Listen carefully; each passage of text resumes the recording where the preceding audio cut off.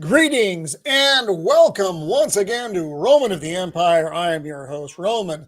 This week we are talking about The Last of Us episodes 8 and 9, and then the big season wrap up. So, with me, as always, is my co-host, my wingman. It is Shieldwall of Dragons. How are you tonight, sir?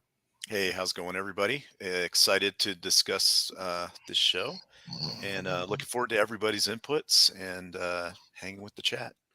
Thanks. Right on, right on. Every week, Matt. Every week you do this to me. Silo Silban Matty Steps. The what? Hover? Silo Silban is the chemical behind magic mushrooms. Right. Because Matt has a brain this big and he can remember things like that, where I am lucky I got through my morning without wetting myself. Welcome back to the show, Matt. It's good to see you again, buddy. Well, because you need magic mushrooms to get through this season. Oh! Let's see. Hey! Also with us once again, the man who terrifies Gotham with his smile. Welcome again, Joker voice. Well, scissor me timbers. Although there's not a lot of scissoring in these episodes.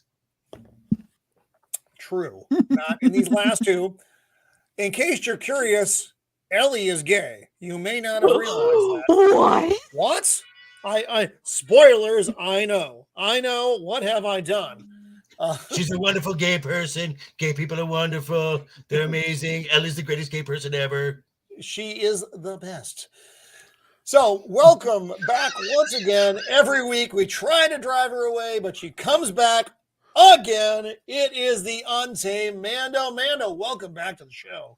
I am glad to be back with my scissoring brothers. It's amazing. That's it. I'm done. No more. No. Wait, scissoring and brother. That's a whole new show there. That's true. Whatever that is, I don't want to see it. Yeah. And there are horrors that cannot be unseen.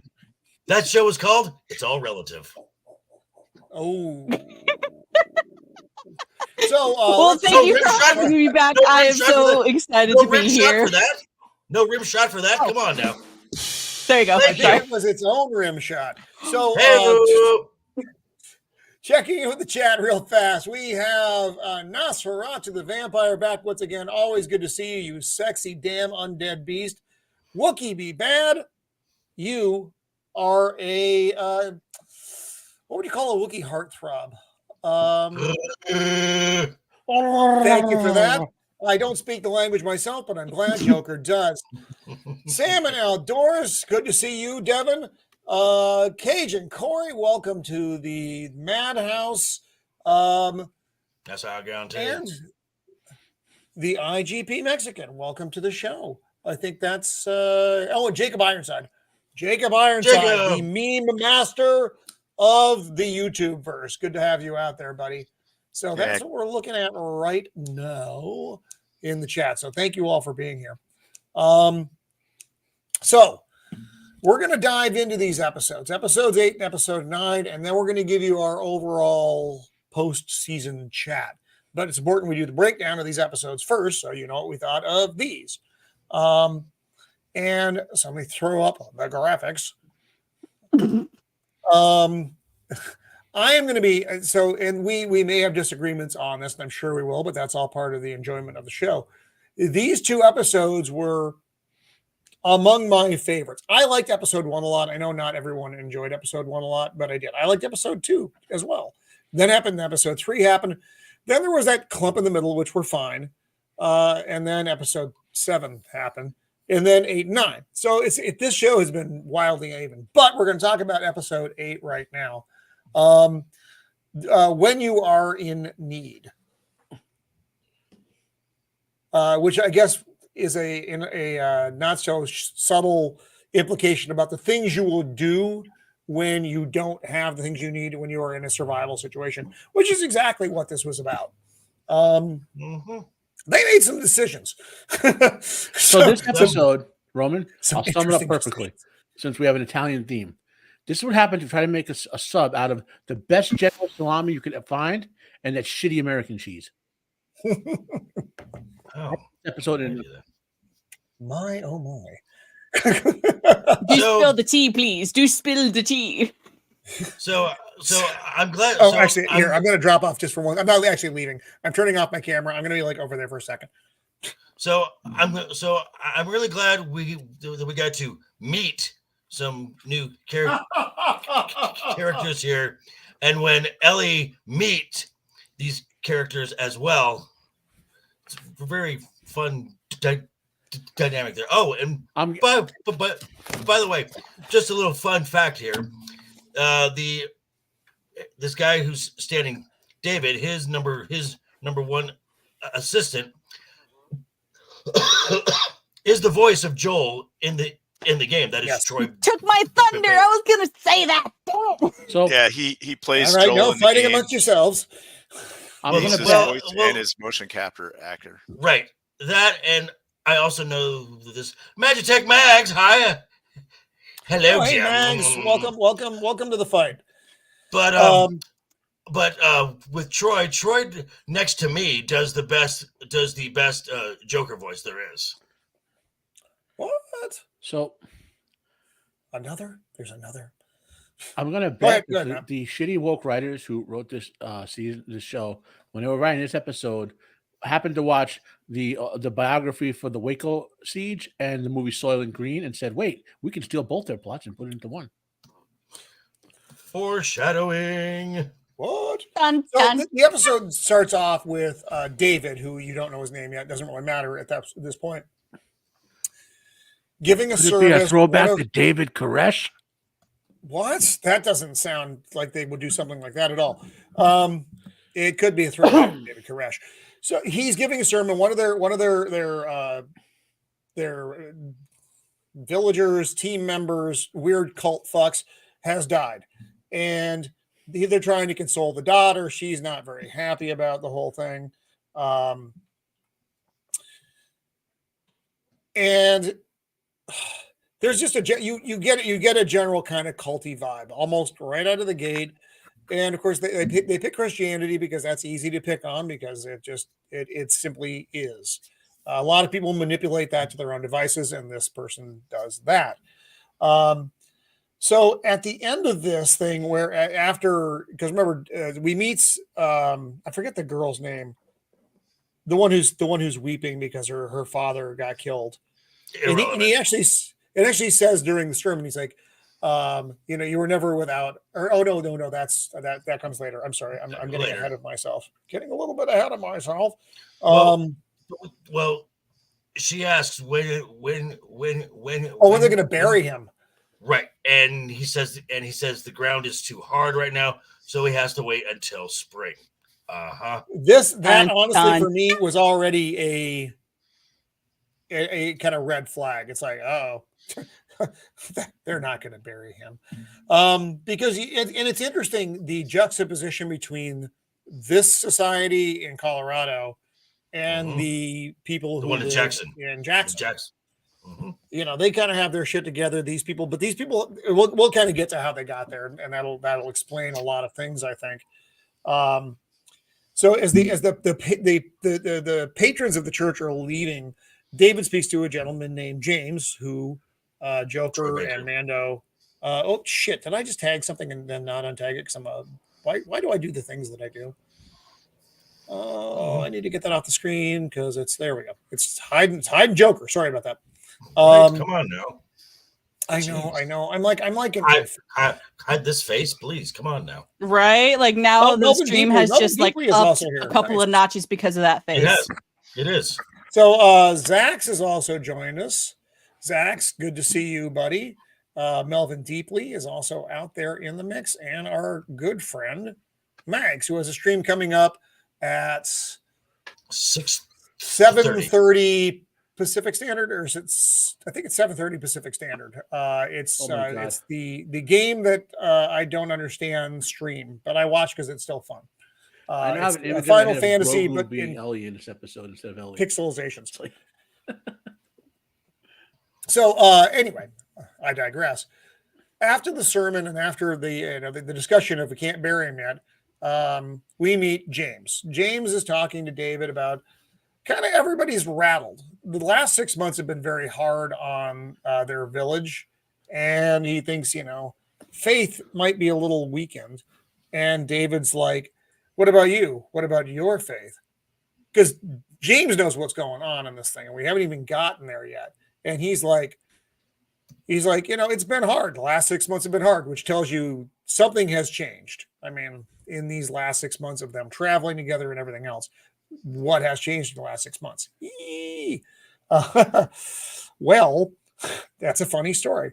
So David tells them to get the rifles, and they're going to go hunting. Someone saw some deer. Now we're going to start moving in the suspense of disbelief portion of the show. Oops, I got a little bit ahead there. I apologize. I guess I didn't put the slides in for the next thing because I'm dumb and I don't know why I do the things that I do. Ellie and Joel, if you'll remember what happened at the end of episode 7. Sorry, I had to actually, well, 6 and 7. 6, he got the bat broken off and stuck in him. 7 was the largely useless episode, which we discussed last week about Ellie's relationship with Riley. But then she was sewing. So Joel ended up with a baseball bat stuck in his gut. Ellie was sewing him up at the end of episode 7.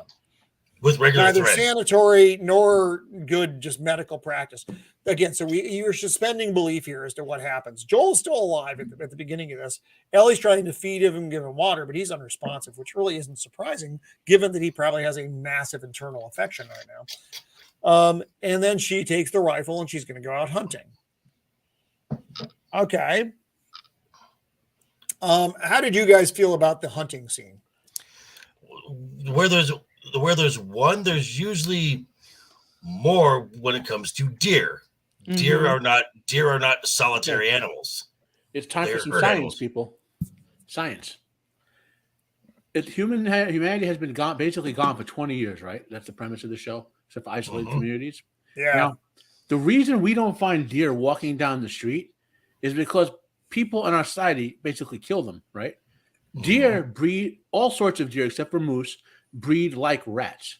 So if you don't have wolves and humans killing deer, like in an area where like you might be able to find one deer, like I think I don't know if I think that was an elk actually that she found.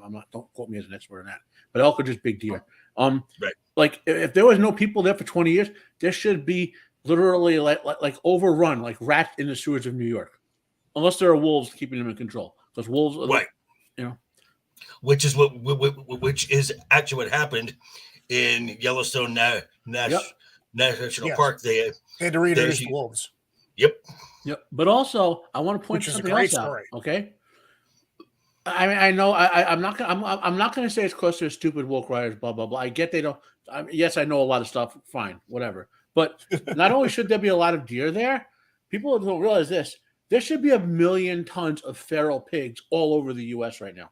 Mm-hmm. We have a feral pig invasion down in Texas and those states, and it's spreading bit by bit because you are going to need the military at some point to go in and kill millions of them a year to suppress that's how easily pigs breed, And actually, if you want a funny fact, a little aside, there's a you can read articles about this. There was a drug dealer in South America, Pablo Escobar, I think his name was, who had a farm, had a zoo, his own zoo. And he had hippopotamuses in the zoo. Yep. And when they captured him, they let the zoo run wild. And now hippos are slowly grow. They're in the Amazon, which is a perfect environment for them. No predators. There's no natural predator in hippos. Hippos are giant pigs. They're starting to breed like pigs. And if you had 20 years of this down there will be millions upon millions of hippopotamuses coming up our way now. So there should be plenty of animals. Hint for later, guys. Remember this fact. There should be a massive ton of wild animals for them to be eating. Right. Now, these are good points. And this is like I said, even just the suspension of belief going into this episode. Matt just expressed, the suspension of belief and disbelief in this world because they don't take a lot of regular eco things. I'll take you even further, Roman. There should be enough bears for them to eat bears. That's how many animals there should be out there now. Yeah, especially this is 20 years after. Right. Right. This Yeah, is- yeah. In another episode, there's some animal-related stuff that I'm going to call out. Okay. But as far as Ellie going out hunting alone, so you keep in mind as the show progresses, it starts in the summer, then it says Yes. fall, and then it says winter, and then it says and later it'll say spring again. So this is taking the whole show takes place over about a year, and there's months in between where we see stuff that Ellie and Joel are doing things together that were not being shown, and Right. but it's implied that he's teaching her like how to use a rifle. That Though kind of they stuff. don't, I don't think they do a good job of getting that across in the show. Well, no, because they wasted so much time with episodes 3 and 7 that they could have Episodes been 3 and doing this. 7. Right. So anyway, the fact that she can hunt, she can, confront people with weapons and things like that. It wasn't implausible to me, because of those intervening times of when she would have been trained. They didn't show it, but they implied it. Right. So Ellie goes out. She's hunting rabbit. I liked the scene where she misses, falls down, and her face. What I liked about this, and I express this in my video, is people who live in cold environments know this. You get red when you're out in the cold, and it looked very natural. It didn't look like it was, makeup effect. It looked like she was out in the cold because she's a pale, weird albino little fuckin anyway. So you're going to see that. And I thought the scene was very convincing. And then she hears the rustling, and then it's the deer. She gets a good shot off. She hits the deer, doesn't kill it immediately. It still managed to get some distance, and now she has to track it.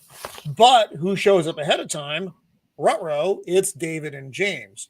And they're like, well, I don't see anyone. I think we'll claim the deer. And then Ellie shows up and she's like, nah. Fuck you. Fuckity fuck, fuck, fuck, fuckity fuck, fuck. Fuck, fuck, fuckity fuck, fuck, fuck. This Fuck, is fuck, what fuck, fuck, Ellie, fuck, this is fuck, fuck, fuck, fuck, fuck, fuck, what fuck. Joker is describing right now is pretty much all of Ellie's dialogue. She's not good at speaking to people. Anybody. Her first response is to be vile and confrontationary, not to try to be like, look, this is my deer, go. Nothing like that, which is, even that, while directional, is far more cordial than the way she conducts herself. She always goes immediately to asshole mode.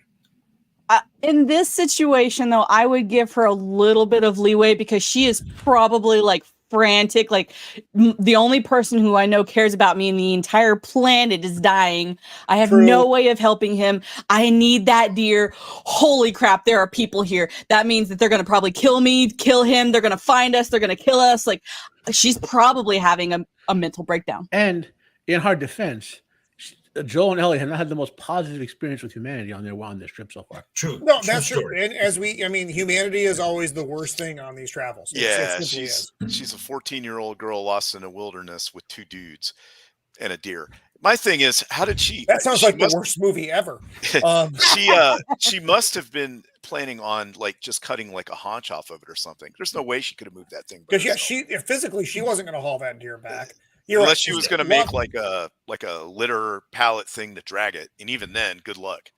But in the game, she's got the horse with her, and so she would have just tied it off on the horse and dragged it. Wait, did she take the horse in the show? Works. Can't remember. Mm-hmm. I thought she did. A horse right now. She has a horse. Yeah. All right. So yeah. So she would have went back and got the proper horse. word. Actually, you could, once you got it, you could just let her literally drag it back with the horse. Right. Wait, but she'd have to go get the horse and come back, and by this point, the whole scene is compromised already by David and James.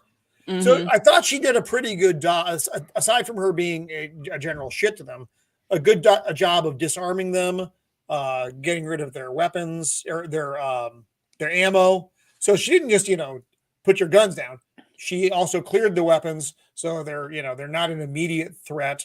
But then David goes into bartering mode because she's like, "Fuck off," and he's like, "Hey, we're from a village. Everybody's starving. What can we trade?" Which is smart. I mean, while he is devious and not a good person, he's not a dumb person. What can we trade? But we, at this point, we don't really understand what his full motivations are. How dark what he's actually wanting to do is. And And he's talking about, we have this. And Ellie's like, do you have medicine? And he's like, yes. And so he instructs James to go get some penicillin. And James is looking at him like he's got a third eye. And I actually like the way that the scene played out, because he's like, I'm not speaking in code, James. Go get the medicine. Right. Because, you would expect that kind of thing. And James was certainly thinking, what am I not reading here? I got the impression that James was his like loyal but dumb assistant, kind of like Otis in Superman the movie. Yeah, but he doesn't have like Otis. the music that goes with him though. Otis.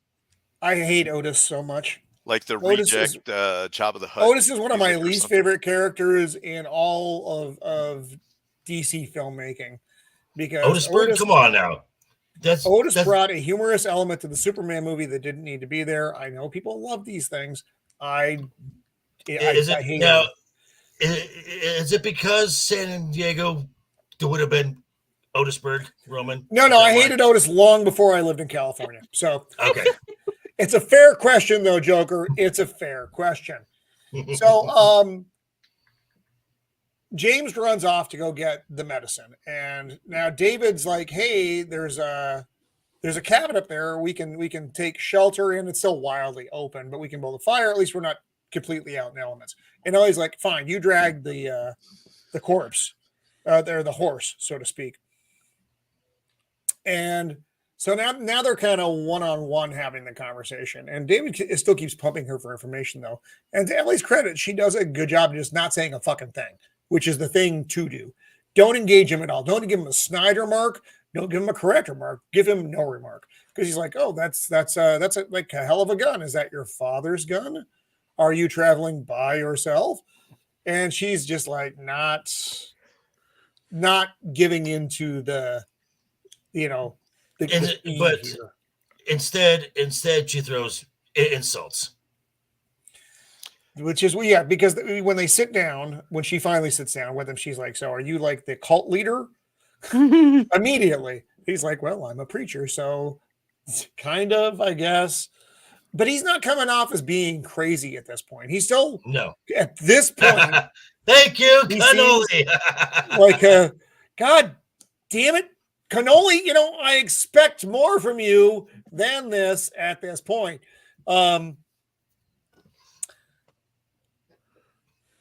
Rails.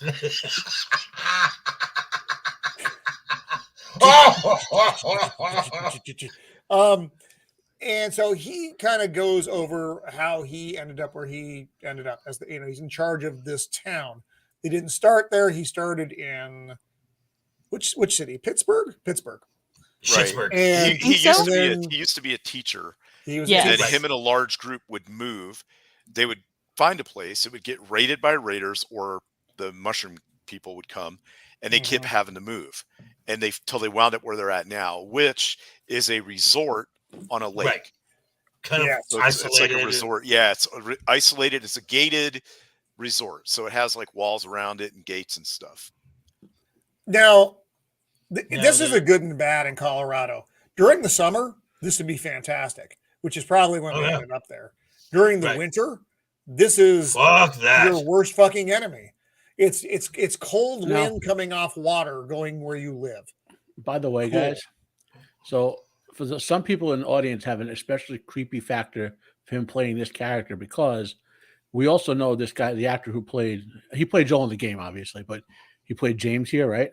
He was the voice of Pain in English Naruto Shippuden, the guy who basically vaporized a city and killed thousands of people in one episode. Where it's from? Oh my god! I was like, yep. No, this voice. And I heard the voice, and all I could think was, You shall know pain. No, I heard the whole speech going off in my head. I'll show it to you another time, Roman. It's a great penultimate scene for a series of like 30 episodes, But he's it's not Stephen. And also in the Warner Brothers and also in the Warner Brothers DC animation, when Mark Hamill is not available, he is the Joker. Oh, nice. Yeah, true. I forgot about that. It's just you hear when an actor does a signature voice, you just hear it for the rest of your life. Mm-hmm. Yeah. So they're having their conversation, and Shieldwall just gave you the lowdown about the travels. And then Ellie smugly tells him, well, I guess your luck was going to run out eventually. And then he goes into this next bit, which is the factor. And it's the everything happens for a reason. For instance, I sent 4 men to a nearby town. Only 3 of them came back. One of them was killed by a crazy man traveling with a young girl. Wah, wah, wah. Click, click. And then did you hear the click? Right. Yes. And behind her is James, who is now back with the gun. And David's like, put the gun down, James. And Ellie's now kind of squirrely. She goes, the jig is up. She never expected these things to come together because, quite honestly, in this wide world of people, events like this, you don't expect to run into each other. And you have to, oh, really? Mm-hmm. Yeah, let me talk about that real quick. So not many infected. This kind of goes down the same way in the movie or in the show as in the game. She kills the deer, she chases it, she meets those 2. They're creepy, but there's no pre-story where you see David reading the Bible and being all creepy like, I'm gonna be your dad now to that girl that her father died and all this stuff. So you don't get any of that. These are just 2 dudes in the woods, and that's a movie all in itself. So he introduces himself, he sends the other guy to go get medicine and all that. While he's gone, all of a sudden they go into this place, which is a mine, by the way. It's an old mine, which is the same in the show. If you look at it, it's like an old mine. It's got wheels and gears and stuff in there. Anyway, they make the fire, they sit down, they have their chat. Yeah, right here. This is almost identical to the thing in the game. Then all of a sudden, the mushroom people come and they're like, oh crap, we got to go in this building and barricade it. And then there's this whole sequence where you're fighting all of these people with David. He's like saving you, you're saving him. Holy crap. And right. So it builds a different dynamic in the game than it does in the show. He's a way more creepy dude in the show than he is in the game to start. In the game, you almost are like, is he actually our friend? Right. I should trust this guy. He's my friend. He's helping me. That sounds like a more interesting storyline. And imagine if they'd only have the time to do it, Shieldwall. Well, a lot of it has to do with the action sequence and stuff. But anyway, so I just wanted to point that out, that there is a difference between the show and the game. And that is a big difference. Her fighting with him. And then imagine if they there's no reason, quite frankly, there's no reason why they couldn't have done that. Well, they didn't do it because I think it would have made him a more sympathetic character. Mm-hmm. Well, it would have made him a more layered character. He would have been, and that's to me where the more interesting villains always are. They're the ones who, you like this much, but then expose their true face or whatever. And right at this point, he's got a little bit of creep factor going on, but he also says a lot of things that make sense. That he hasn't said anything up to this point that's been, like I said, he's explained his origin and what's going on. What makes him creepy is we saw what he was doing beforehand at the meeting. That's why we know that there's, you know what I mean? That gives you that something ain't right. David Koresh feeling here. Well, so to bolster what Shield said there, Roman. Okay, go ahead. But like I was saying before, a lot of us know him as Nagato or Pain, for example, or the Joker, right? When you get a great villain actor, like to this day, those of us who've seen the Highlander movie, when you see Clancy Brown in a film, the first thing you think villain, always the Kurgan, or Gary, who played Hans Gruber in Die Hard. He's played a lot. What's his face? He's dead now, I think. Alan Rickman. Rickman. Yeah, you don't associate with him with Snape. That's not where you go first. You go to Hans Gruber. Well, yeah, because how many years ago? Die Hard predates Harry Potter by quite a few years. It predates it, but he played Snape a lot longer than he played Hans Gruber. I watch Die Hard every year on Christmas, so it's. Well, we all watch Die Hard on Christmas, and if you're not, you're doing Christmas wrong. Yeah. Well, to move on, Tim Curry, another great villain actor.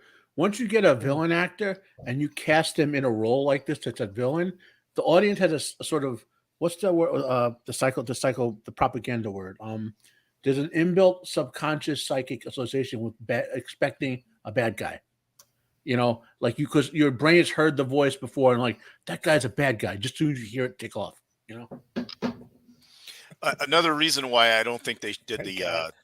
the mushroom people coming for him scene is if you watched at the end of this series, like they talk about like how they did special effects. It was real expensive for them to make the mushroom people look good, so that's why they probably didn't do it. All right. I mean, I can accept that, but and I This guess that's whole why we didn't show is see. about the mushroom people I say we taking didn't see a over. lot of mushroom people in a fucking show about mushroom people. Actually, the show is about a journey between a girl and a guy trying to get to somewhere and all the Oh, trials they go through. I Shieldwall, thought this the is the show way was about you get kicked homosexual off the show, relationships. just so you know that. What? Blasphemy, blasphemy, and heresy. That's I it. say. Anybody who wants to let Shieldwall, no, I'm joking. I'm joking. That's why. When we did this do the become show. an ejection stream? This is Yeah. premature ejection with Shieldwall, except Shieldwall is the only contestant apparently. So I joke. They drag. So I got derailed again. Ellie tells that they give Ellie the medicine, and that's fine. Which, by the way, ow, ow, ow, ow. Oh no, we'll get to the owl scene. So they toss Ellie the medicine, and she was going to give them half the deer for the medicine, but now this whole thing is falling apart. The deal is falling apart, but she still gets the medicine. They get a whole deer. All right. And again, David tells James not to pursue her, to basically fuck off, take the deer back to town. And okay, and James again looks at him like he has a third eye. I don't know if James understands the depths of David's depravities. I think he's just looking at it because I don't know if he was doing what he was doing. For these people, he had been the strange leader he was projecting himself to be, but not doing the depravity stuff that he is inclined to do. Correct. But so now Ellie is back with poor Joel. And this is kind of so Ellie doesn't know how to inject the medicine. The penicillin. Thank you. Good Lord. So I've been through, unfortunately, I've been through many an in-service because I work with a lot of clinical people. You can technically inject anything that way, but most of it won't be absorbed. Yeah, because you're not injecting it into the bloodstream. You're just injecting it in. Yeah. Which is not the way you're supposed to do these things. No, she doesn't know if you that, though. Absorption, you could put it in your stomach and you'll get like, I don't remember enough to know it, but I have to know for the EMRs I program, like 20% absorption or something like that, where direct IV would be like on 99%. You know? Right, which Ellie doesn't know how to do this. She doesn't know dosing. She doesn't know any of this stuff. She just puts the shot directly in the wound site, which Joel's unconscious. YOLO! It was a very creepy thing to watch. Well, at least it doesn't have that far to go to get there. Well, yeah, but it's not going there. It's just kind of going. Bleh. Well, I thought when you got not, certain shots like that, they give it to you in the butt anyway. It's not like they go in through a vein. I think it depends. Yeah, I do think it depends on how it's given, but going into the butt, it depends. Depends. I'll call my mother-in-law. She's a nurse. She can tell me. Excuse me, do you do a shot in the butt, or does it matter? Okay, I actually inject myself regularly with something, which I don't need to do medical stuff as well. Like I said, if you inject in your body's fat or fluids, the lymphatic blah blah blah. There's a lot of medical words there. We'll absorb some of it, but we'll just purge the rest of it. Like your blood circulatory system actually goes to all the organs and body, whereas your lymphatic blah blah blah whatever all those words basically does itself and then purges stuff. So I mean it's like I said, this is again the suspension of belief, particularly the way he recovers, which is does he ever rapid, and he's like suddenly like, oh, I'm good to go. Those are steroids. Yeah, now that was the preposterous part. Yeah. So she takes the meds back. She does the business, and then she starts fucking around a little bit later. Maybe she injected him with the super soldier formula. But she didn't. So David and James end up back in the town with the deer, And this scene was really strange. It was good, but strange. They drive the meal preparation. I can't skip the meal preparation. So they're making dinner in one of the kitchens, and they're cutting up the vegetables and whatever. And a dude brings in a tray of meat. And a woman asks, "What is that?" And he's like, Pause. Venison. Right. And as soon as that happens, it's like, "Oh fuck!" No, there's your clue. There it is, right there. You're like, "Oh, that's not." Yeah, venison. that was the. That's not venison. They're fucking. They're clearly. We know what they are. And so now, the meal prep happens. It's people. So David, Cajun, don't give it away. Because nobody knows. Everybody's in the big hall, and they're getting ready to dine. And whatever lodge this is. Here's what Corey just said. Cajun Corey. Yes, and that is, I think. Oh, I don't have my thing because I'm a dummy. God, I'm not good at this. Yes, it is. Yes, that would be correct. It is very much so. So they're all getting ready to dine. They've got all their stuff set up. It's a wonderful environment. And then David and James come through the front door with the deer, and they're like, "Oh, it's a big one." Everybody's kind of look at him like, "Oh." And David's like, "Oh, you're not impressed by the deer." Okay, I see rumors have gotten back. Let me just settle this. Rumor has it that they found the person who killed the girl's father. He's traveling with a young girl, and they will bring them to justice. Now, young girls. But I have to ask, at this point, when you're in complete survival mode, going out in any scavenger or anything, isn't there an assumed risk that you're not coming back? Yes, I didn't know. I think almost certainly. So if 4 people leave and 3 come back, okay, well, 75% came back. Good job. Yes. I mean, it's a hard world, man.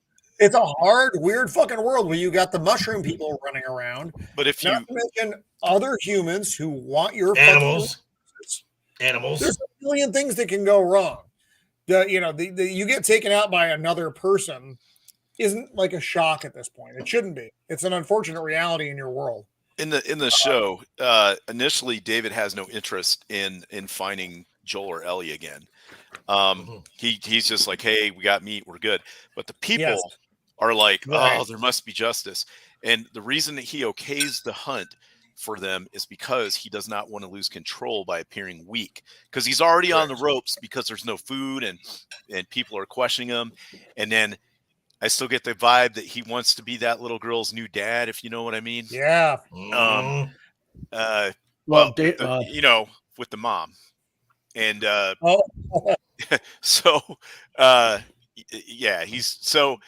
he needs to do that in order to maintain control, which is why he allows his people that have a thirst for vengeance to go look for Ellie. Now he goes with them. I mean, it might be getting a little far ahead here, but so that he can make sure that they just don't go wild and like kill everybody, because he has his eye on Ellie now.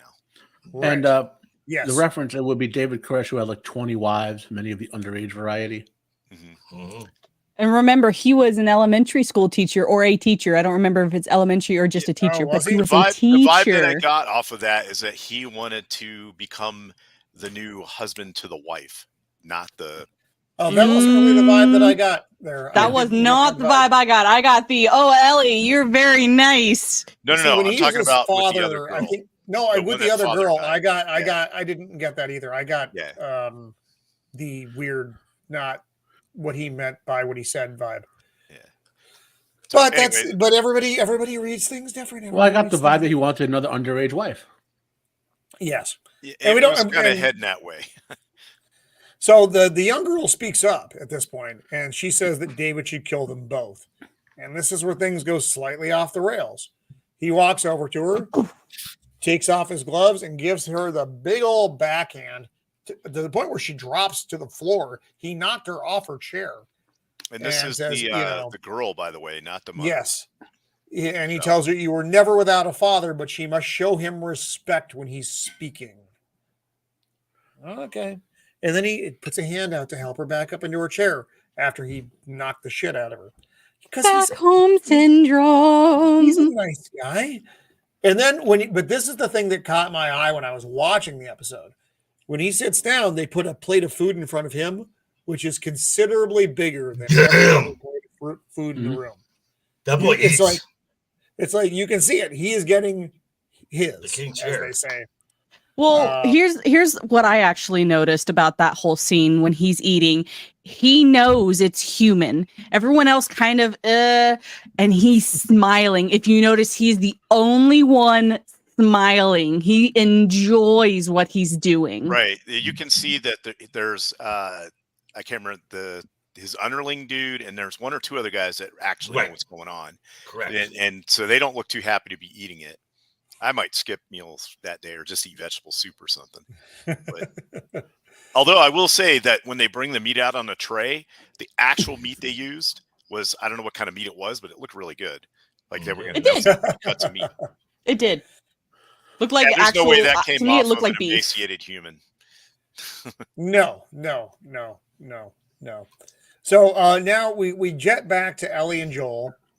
And the wound is looking better, which is impossible. but the wound is looking better. Well, super soldier formula, like I said. And the script needs the plot to happen.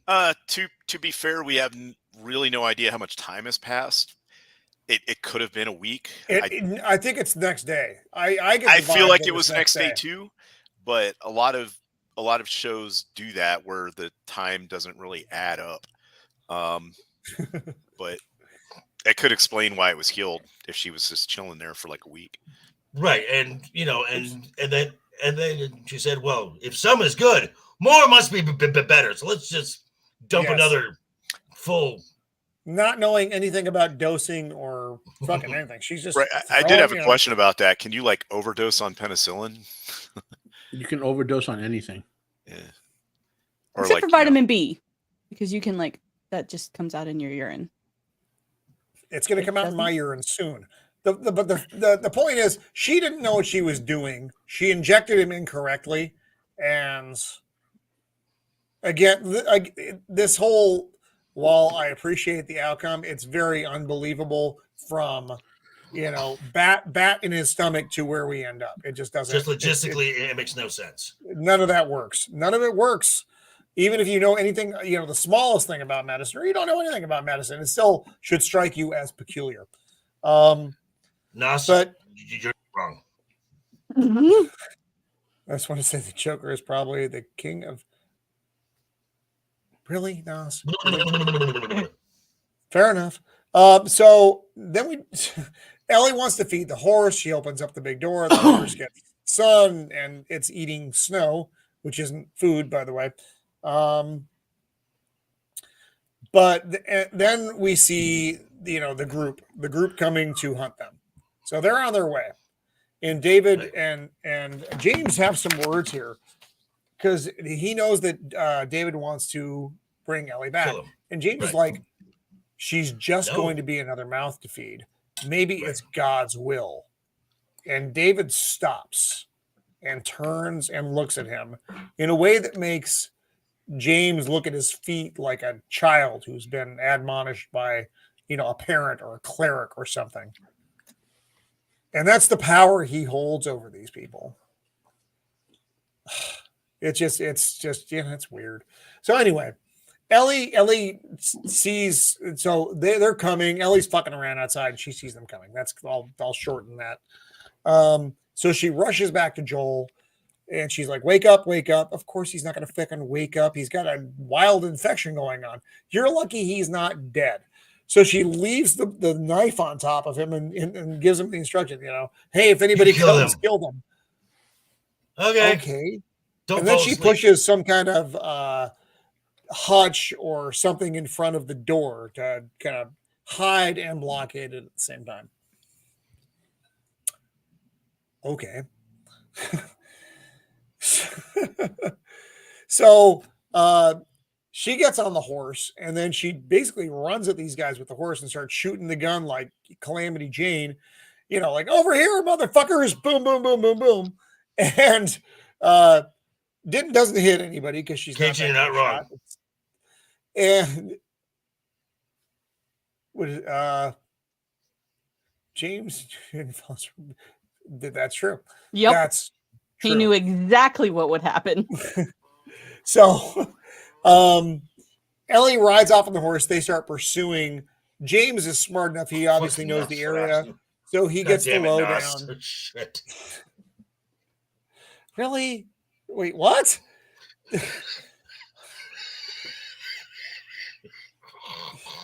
God damn it, Nos.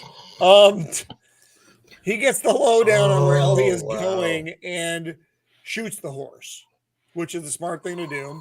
R.I.P. horse. Ellie alive. It's a good horse. It's a great horse. Now they get lots of meat too. Mm-hmm. So they gather around Ellie, and despite David saying he doesn't want them to kill her, they're going to kill her.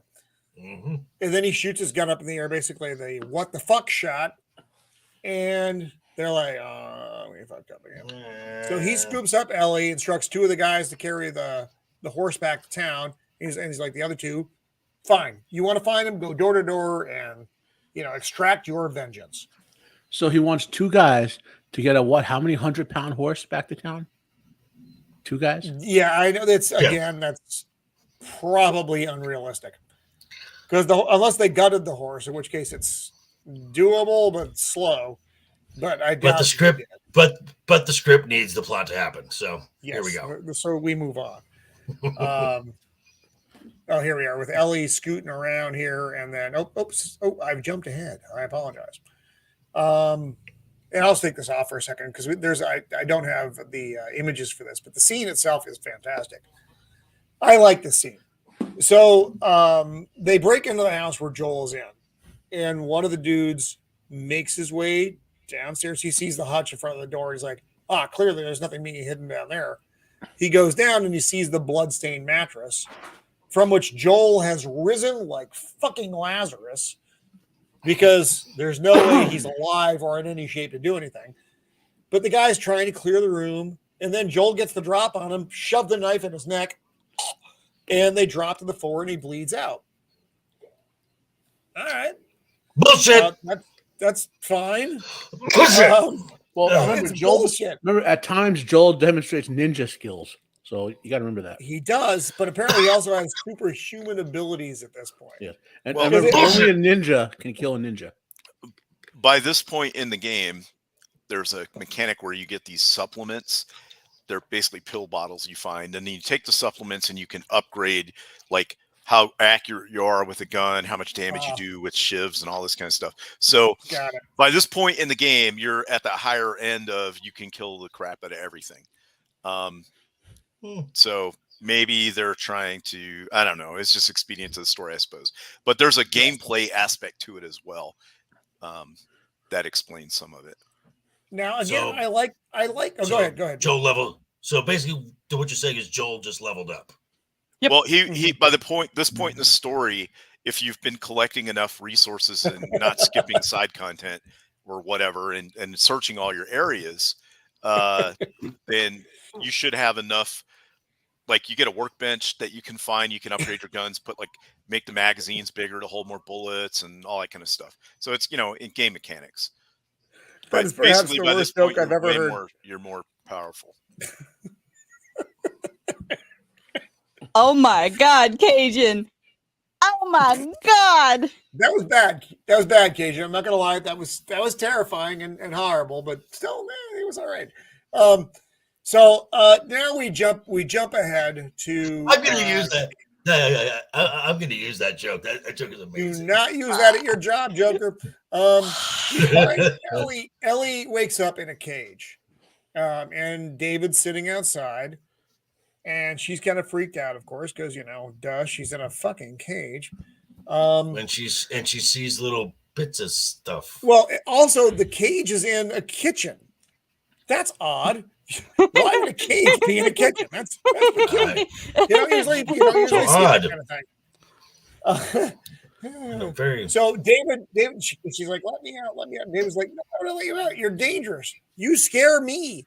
I'm not letting you out. Everybody else wants to kill you, but I, Ellie, can help you. What? Um, Huh? and then she throws some motives his way because that's the way she speaks to everyone. And then David, the creep basically factor is says- going. yeah, the creep factor like really comes up here. So basically, he lets her know you're fucked, and she makes a little joke as he leaves the room about, oh no, is this the cutting little bits part? Not yet. Yeah. Not yet. We're not there yet. We're not there yet. He leaves the room because she's being basically Ellie. So then she backs into the wall, goes all fetal position, and it's not good. Now, suddenly we're back in the cabin, and oh no, I don't have this. Why don't I have this? Because I'm an idiot. Some things I do all right, some things I don't do well. I apologize, folks. We're back in the cabin, and now Joel has the two guys who Going were boss pursuing him. mode. Now he is leveled up. One of the guy is duct taped to the chair, and Joel's just beating the shit out of him, and the other dude is sitting in the back. Right, and then Joel takes his knife Oh, and goes right at the top of the boom! tendon, and is like, tell me what I want to know, or I'm gonna pop your kneecap off. And I'm like, Oh, that's God. identical to the game. The game, like that line for line, is identical to the game. Yeah, he does it. Yeah, he's that. That's that pretty good. Woof. Ow! Including. So he breaks out a map and he's like, "Show me where I am. Show me where Ellie is. And if your friend tells me something different, I'm going to kill you both." That scene's the same too, where he puts the little knife in his mouth. Pretty so he can solid. point. Yeah. So he shoves the knife in the guy's mouth so he can point. And you're like, "Ugh." And then Joel takes it out. He's like, "All right," and then goes boom right into the dude's gut with a knife. And the guy in the back's like freaking out, like, no. And Joel goes back, and the dude's like, he wasn't lying. And he's like, no, I believed him. And then he kills that dude as well. It's like Scene for scene. Level up on Scene for Joel. scene. With a lead pipe. Yeah, he's not lead. Yep. And this Oh, is that's going to no, he carry didn't stand there, through. right? No, I'm sorry, you're right. He beat him to death with a big pipe. So The second it was guy. so it was Joel with a lead pipe in the living room. Yep.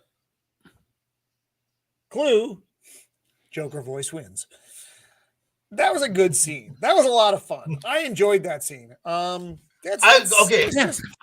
I would have liked it more if it wasn't like 2 minutes prior. Joel is like knocking on death's door. This is the problem. This is the problem with this entire episode is that Joel should be dead by all rights. And suddenly he's torturing two dudes. He kills one guy and is torturing two other guys. With just vigor. He is just, I mean, he's kind of enjoying it, I think, a little bit. Yes. So what this is, how this transpires is it lets you know how much Joel has changed in a lot of ways. Like, okay, so there's a part of Joel in the very first episode that would have done this to people, but not for the same reasons that he's doing it now. He would have did it to get his gun back or his batteries, or he would have done it for Tess. But in the very beginning, I don't think he would have done it for Ellie necessarily. She was just a package to him. But now they're at the point in a relationship where he cares so much about her that he's willing to do these things, and you better not stand in his way. And that's possibly giving him the energy to, overcome his. That's funny for so many reasons. Adrenaline will do that to you. Adrenaline is it's a very, very potent chemical. It's good shit. So things move pretty quickly here. We're back with Ellie and David. Ellie's trying to figure her way out of her cage, and when she looks at while she's down trying to figure shit out, she sees like a finger and an ear across the way. I pretty much saw an ear. Yeah. Okay. And she's like, oh fuck.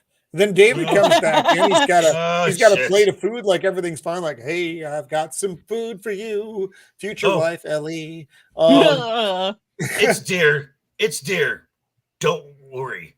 And she's like, and the Ellie, fuck and it Ellie is. like, and Ellie's like, you're eating fucking people, and he's like, no, this is only deer meat. And she kind of goes all Kicks it Ellie away. on. Like a hell it is. Right? The fuck Flipping it it is. over, being crazy. You know what? At this point, I don't blame her. I might be doing the same thing. I would flip the heck out. I'd be like, get me the hell out of here. I will break something. So now David starts to try to draw parallels between him and Ellie. You know, you're a survivor. I'm a survivor. We're both very dangerous people. This is a small point. In the game, she takes 2 bites of the food before says something that then causes her to throw the tray at him. But she's like down to eat it in the game. And now I get to appeal to you. Come and join me. I am David. Ellie, you and I can rule the village. Can rule the village. You can be my companion. Yeah, then that's where it gets weird. So he goes on like this whole thing about how they're basically the same. He has, he struggled with his own violent impulses. Then he goes on the whole thing about cordyceps being a loving teacher. The virus cordyceps isn't terrible. It loves it. It's protecting its children. It's feeding them. It's growing. What the fuck? It is a loving organism. How he's surrounded by sheep, and he could use someone else to help him guide the sheep. Someone like her, like Ellie, right? They can build together. And he puts his hand on the bar of the jail cell. Joining me. And it's basically a come be with me thing. And then he says, and Ellie, I can let him go. I can make sure that your friend is safe. And he puts his hand on top of her hand. Creepy. And he's waiting for her to put her hand on top of his hand. And this is going on. And then as soon as she gets a chance, she grabs his hand and she goes, and bites that shit. And then he starts or does she bite or does she break? She tries to break his finger. She breaks his fingers. Then he grabs her by the head and slams her in the bars repeatedly. But she tries to get the keys. Ow. That looked like it was pretty painful. And now he's pissed off and he's like, because she made the joke about the cutting in little pieces at some point in here. And he says the same thing. Cut you in little pieces? All right. And leaves. So now Ellie is just left, kind of fucked. In the cage. But Joel is on his way. Because it wasn't very hard. He's followed the blood trail from the horse back to the camp. Again, it's not fucking hard. So, and then he finds a cave or a shed with a lock on it, which fine. It's locks are meant to keep people out who want to be kept out. Joel doesn't. So, boom, lock is off. He goes in. He sees Ellie's bag. And then he sees the horse on the floor, and then hanging in the back. Ew! It's people. So it's clean human corpses hanging in the back, ready to be carved up into whatever they want them to be. But it's venison, right? It's all that girl. All tastes like venison. So, I just say, at some point, because we humans eat a lot of shit, just a lot of shit. It's got to affect the way the meat tastes. Smells. The other thing, it's scientifically a proven fact that if you eat, you as a human eat another human, you can develop diseases that literally bore holes into your brain, and there's disease. Ooh, I'm not a cannibal. So you can eat neurological tissue or whatever for that. You can like in an emergency situation, like those people in that airplane crash, you can eat human muscle for a couple of days and be okay with it. I mean, but like regular consumption of a human body, you're Like your body contains poisons that it purges that hasn't purged yet. So you're eating stuff that your body would be considered poisonous. Gotcha. I know Close. Jeffrey Dahmer seemed just fine. So now David and James come back into the room because they're like, well, I guess we're going to carve her up. So they pull her out of the cage. She's screaming and like a wild animal, which she should be. And she gets and a plays good and plays a card that gives him both paws. yes. In this scene again, I like this scene. There wasn't a lot about the episode I didn't like, except for the big problems I had with it were the Joel factors. And not that I didn't like Joel's part in it. Joel's parts in it were unbelievable. I liked all the other fucking weird shit storyline. I thought it was very entertaining and cool. It's not something you want to live through, but it's something that watching wise is like, wow, that's terrible. But it was still entertaining. The Joel stuff was like completely unbelievable. So then they come back in. They pull her out of the cage. They're getting her. They slap her on the table. They're going to carve her up. But while she's scrapping and scraping with him, she bites David. She gets a good solid bite on him. Well, as James is getting ready to carve her up, she's like, "I'm infected. I'm infected." Yeah. They're like, "The fuck you are!" And then they pull up her sleeve and they see her. They see her weird fucking arm, and James is like, "Mother dick!" And James like, David's like, "She's faking." And James is like, "It looks pretty real to me." Now he had thrown his cleaver. I don't know why he did this into the table next to Ellie's head. Why do they always to be do dramatic that? and stupid? And she reaches over, grabs the cleaver, and whacks James right in the throat. Oh, I'm dead. Fuck. Ellie runs out while David's trying to come with grips what's going on. And that was a fun fucking scene. Again, why would James do what he did? I don't know. But the fact that they were trying to deal with, because Ellie's like, "I'm infected. You're infected too because I bit you. So fuck off. You're all fucked now." The way, I don't know if it's like that in the game, but the way the show establishes it, she should be infected and capable of biting people who are infected. Because if you remember what they said in the show, spoilers next episode, she has the thing, but she's already producing the chemical that tells the cordyceps, I'm already part of the herd, so don't eat my brain. You know? Right. So when she bites, she transmits that fungus to another dude. He should become infected. Right. They address that in the next episode, is where you learn that information, but that is a fact. That it's in your brain is how it affects you. So you're right. It should be in her body somewhere. It's just not because we see it on her arm. Yeah. But it just doesn't take it over because her brain's already made a chemical that tells the mushroom she's part of the herd. Right. Right. Yeah, she's already part of the collective. Yeah. And this should have been, I mean, James should have basically just like locked the door and said, "Fuck you both. We're out of here." But he's dumb. But he didn't. So he's dead. He's bleeding out. Ellie scrambles out into the big hall. Now, I don't think this is where they were eating earlier. I love it. It. Is. I love it when Ellie like is it the stabs same some hall? dude out of nowhere, like just like cleaves someone in the head or knife someone or whatever. The actress, maybe she learned on Game of Thrones or whatever. She really knows how to do those scenes, like the pure rage, like she knows how to do those scenes. She's good at certain things. As an actress overall, I don't prefer her, but that's neither here nor there. I'm just saying for these type of like scenes where she just rages out and stabs some dude, she's really good. So she scrambles out.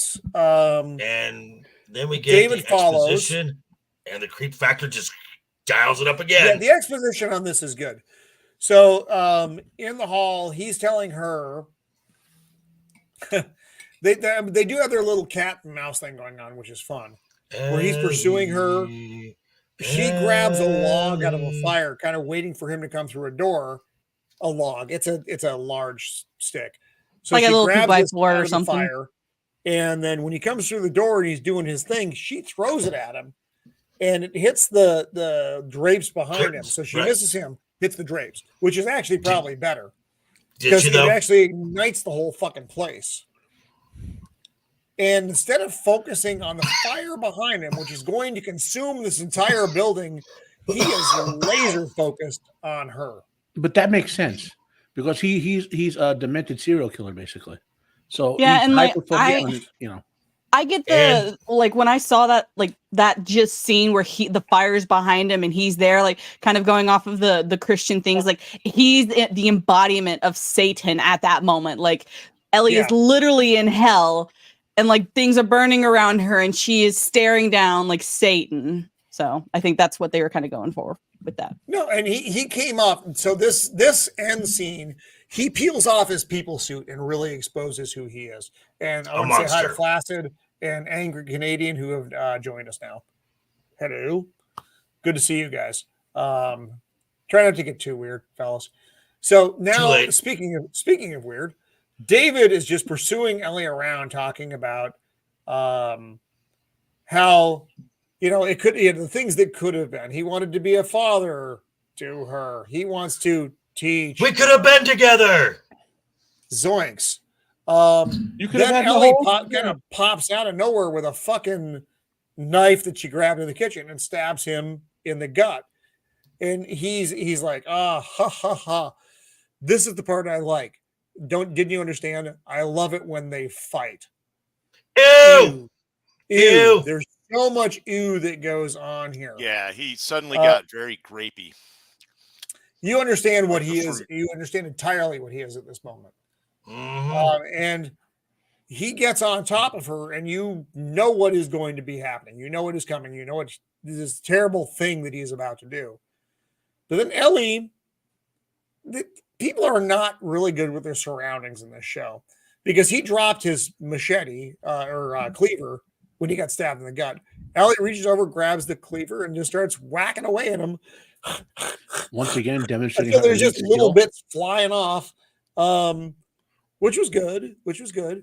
But it was like, okay. And it's things get cleaned up just neatly in this.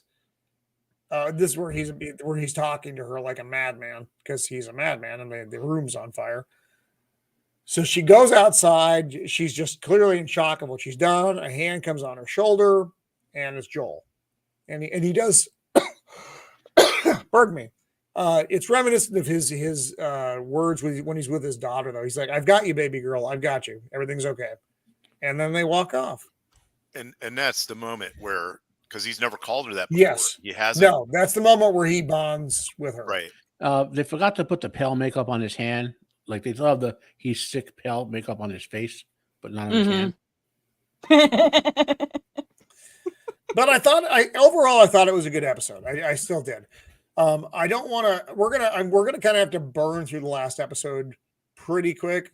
We are on a time constraint this night. I apologize to all of you out there who I know what you expect every Thursday, but tonight I gotta keep it under a certain window. We'll just skip the first half of it because it's just travel time. A whole lot of it is travel time. Right. Speaking of travel time, the whiskey that I ingested earlier has traveled. So I'll be back in just a second, guys. Talk amongst yourselves for a second about this last episode and what your thoughts on the episode. I liked the parts where they were fighting. I disliked everything else. No rant on this one, Matt. You're saving that for No. next. The rant is about the end. Like Okay. I could kind of. You heard my complaints, like my objective complaints, but they weren't enough because I was like, okay, it's a game. It's show based on a game. I could hand wave, some of the sciencey stuff or whatever. I mean, I understand if it were like nature and there were bajillions of deer around, it wouldn't be a survival horror. It would just be horror, But like what happened at the whole solution, the final solution, is like absurd. It's just absurd. Oh, And- we'll save that till the very end then. But make sure we'll give you time for that. Mm-hmm. So, because I'm interested to hear what you got to say. What did you think, Mando? That episode, I like as like a little kid, like seeing